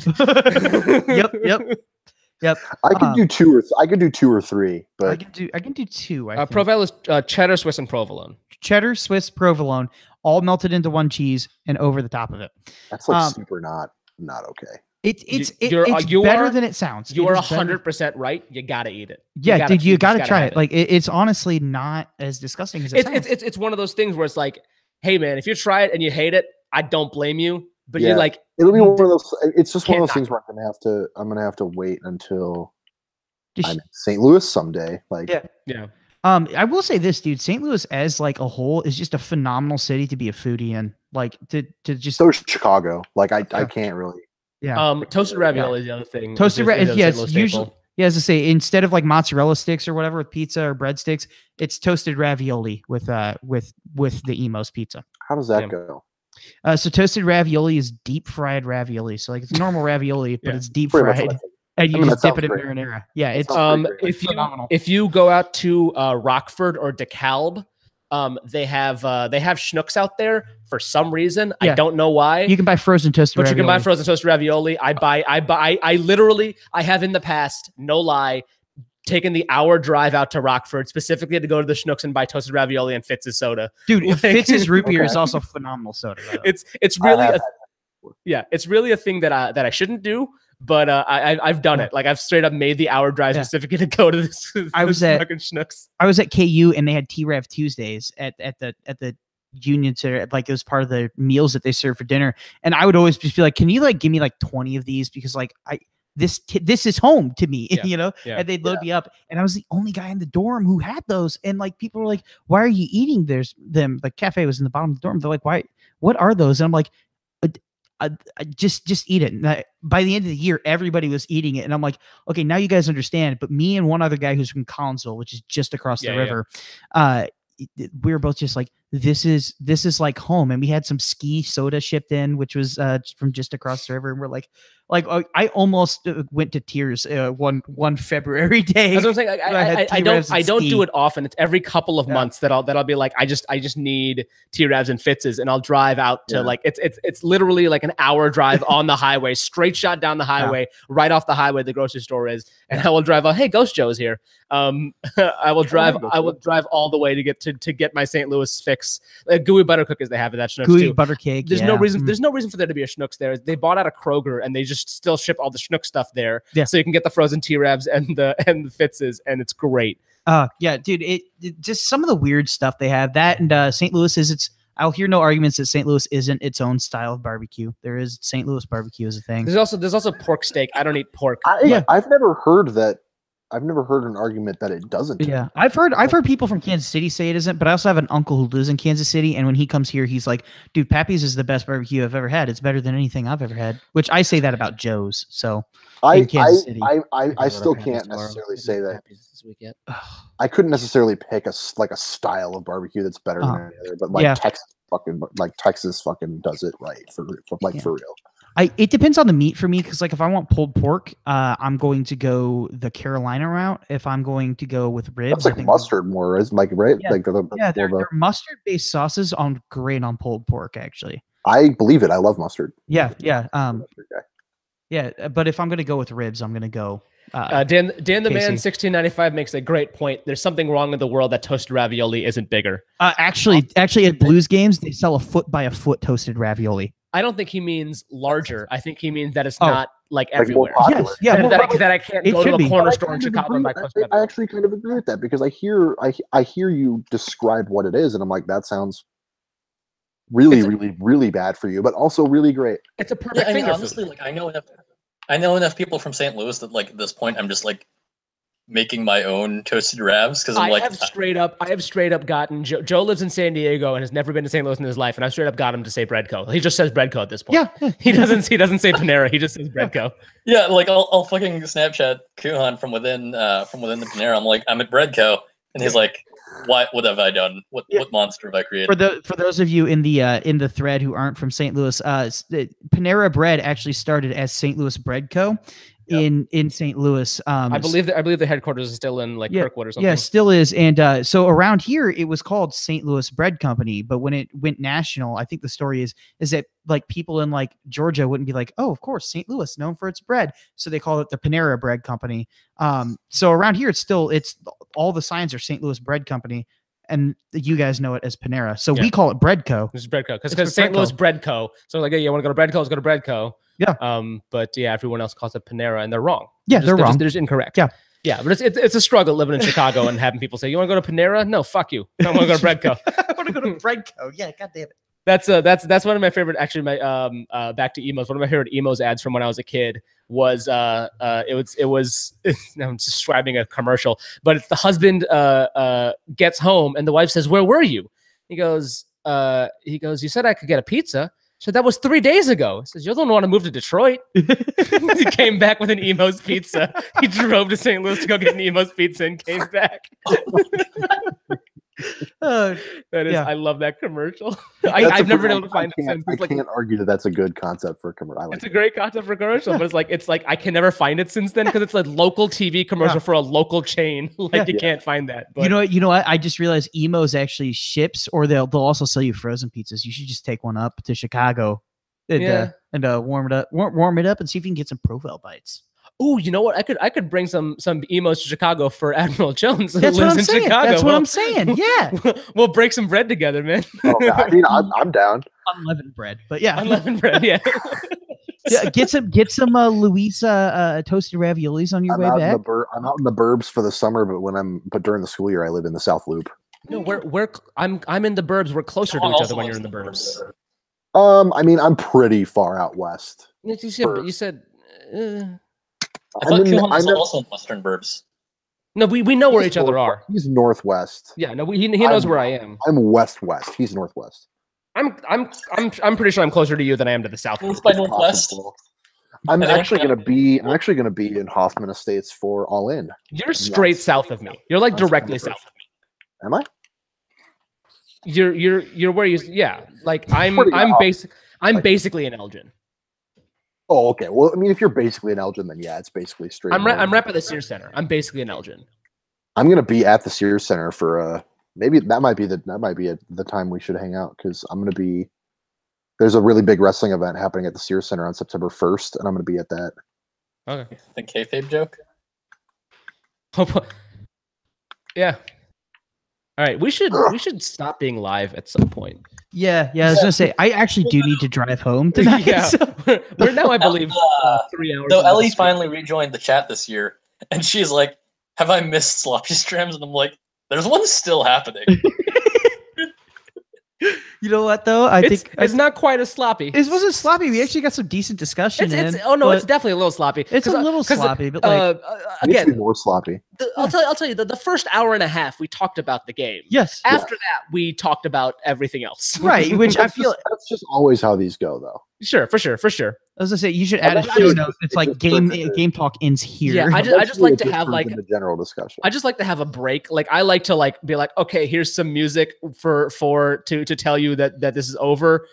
Usually it would be playing it on this mixer. This year it's been me playing the Drake and Josh theme song. But at this point, like we're 3.5 hours. That like I love that our opening theme is the iCarly theme covered by whoever's there. And I fucked it up so Drake and Josh theme covered by. It didn't fuck it up. I fucked it up. I lost the chords. But straight up, it has been the iCarly theme. Like unironically, been the iCarly theme every day now. We just need to keep it going until like this is in like year 10, and people are like, "What the fuck?" Yeah, right. What show is that? What? That's Drake and Josh. I never thought. No. Oh, He's saying what show is iCarly? What show is iCarly? Yeah. Which is crazy because it was so huge at the time. Miranda Cosgrove will be like 35 years old or something. Dude, she in 10 years Miranda Cosgrove. Son, then Miranda Cosgrove would be like 30. No, in 10 years Miranda Cosgrove will be 35. Miranda Cosgrove and I are the same age. So yeah. Dude, Little Luke had a crush on Miranda Cosgrove. I had a crush on Jeanette McCurdy. Oh, dude. Yeah, also Selena Gomez. Selena Gomez. Dude, Selena Gomez did today though. I feel like her face hasn't aged at all, and no, it kind of it's a little weird. But I had the biggest crush on Selena Gomez when I was like 15. Yeah. 14, 13, Wizards of the Waverly Place era. Yeah. When I was also 15, 14, 13. Again, to be clear, I was also a child. To be clear, when I had a crush on Miranda Cosgrove as a child, I was also a child. Kuhan Luke out here for the Disney Channel hosts. Hell yeah, dude. Again, that era of Disney Channel, they were exactly my age. And Selena Gomez is like 6 months older than me. Demi Lovato is a little bit older than me. Who else was there? I don't remember them all. Express is probably. You know, I bet you if you look back on a lot of those Disney Channel shows, they'd be a lot more garbage than we remember them. Like very similar to the. Oh no, I remember them as not being good. Oh, Miley Cyrus. Miley Cyrus is my age. Yeah. The Sprouse Twins, Joe. You're correct, but I was not into the Sprouse Twins. I enjoy how the Sprouse Twins turned into living memes. They're no. Dylan is a living meme. Yeah. Cole is just in Riverdale. Yeah, that's right. Cole is just on Riverdale, but Dylan Sprouse is like, yo, I got all the fucking Zach and Cody money, so like I'm just gonna commentate on esports now. Yeah, one of my favorite things is somebody asks, why is there a breadstick in your pocket? And he's like, please don't ask me personal questions. It's a picture, and he has a breadstick in his front pocket, and they're like, his breast pocket. Yeah. Please don't ask personal questions. Oh man! Guys, I mean, if you're somebody like that who just made all that money at a young age and like all that, you should just fucking do whatever the fuck you want. Right, as long as you don't have shitty parents, right? As long as your parents like were reasonable. As long as you're fucking people over, dude. You ended up being a somewhat. But I mean, like the Sprouse twins, like went to NYU and like finished their degrees. So like, yeah, exactly right. And look, Cole Sprouse wanted to continue acting. Dylan Sprouse said, "Fuck it, I'm just gonna play Mario Kart," like you know, or like Smash. Yeah. He's like, cool. Like, yeah, man, you're good.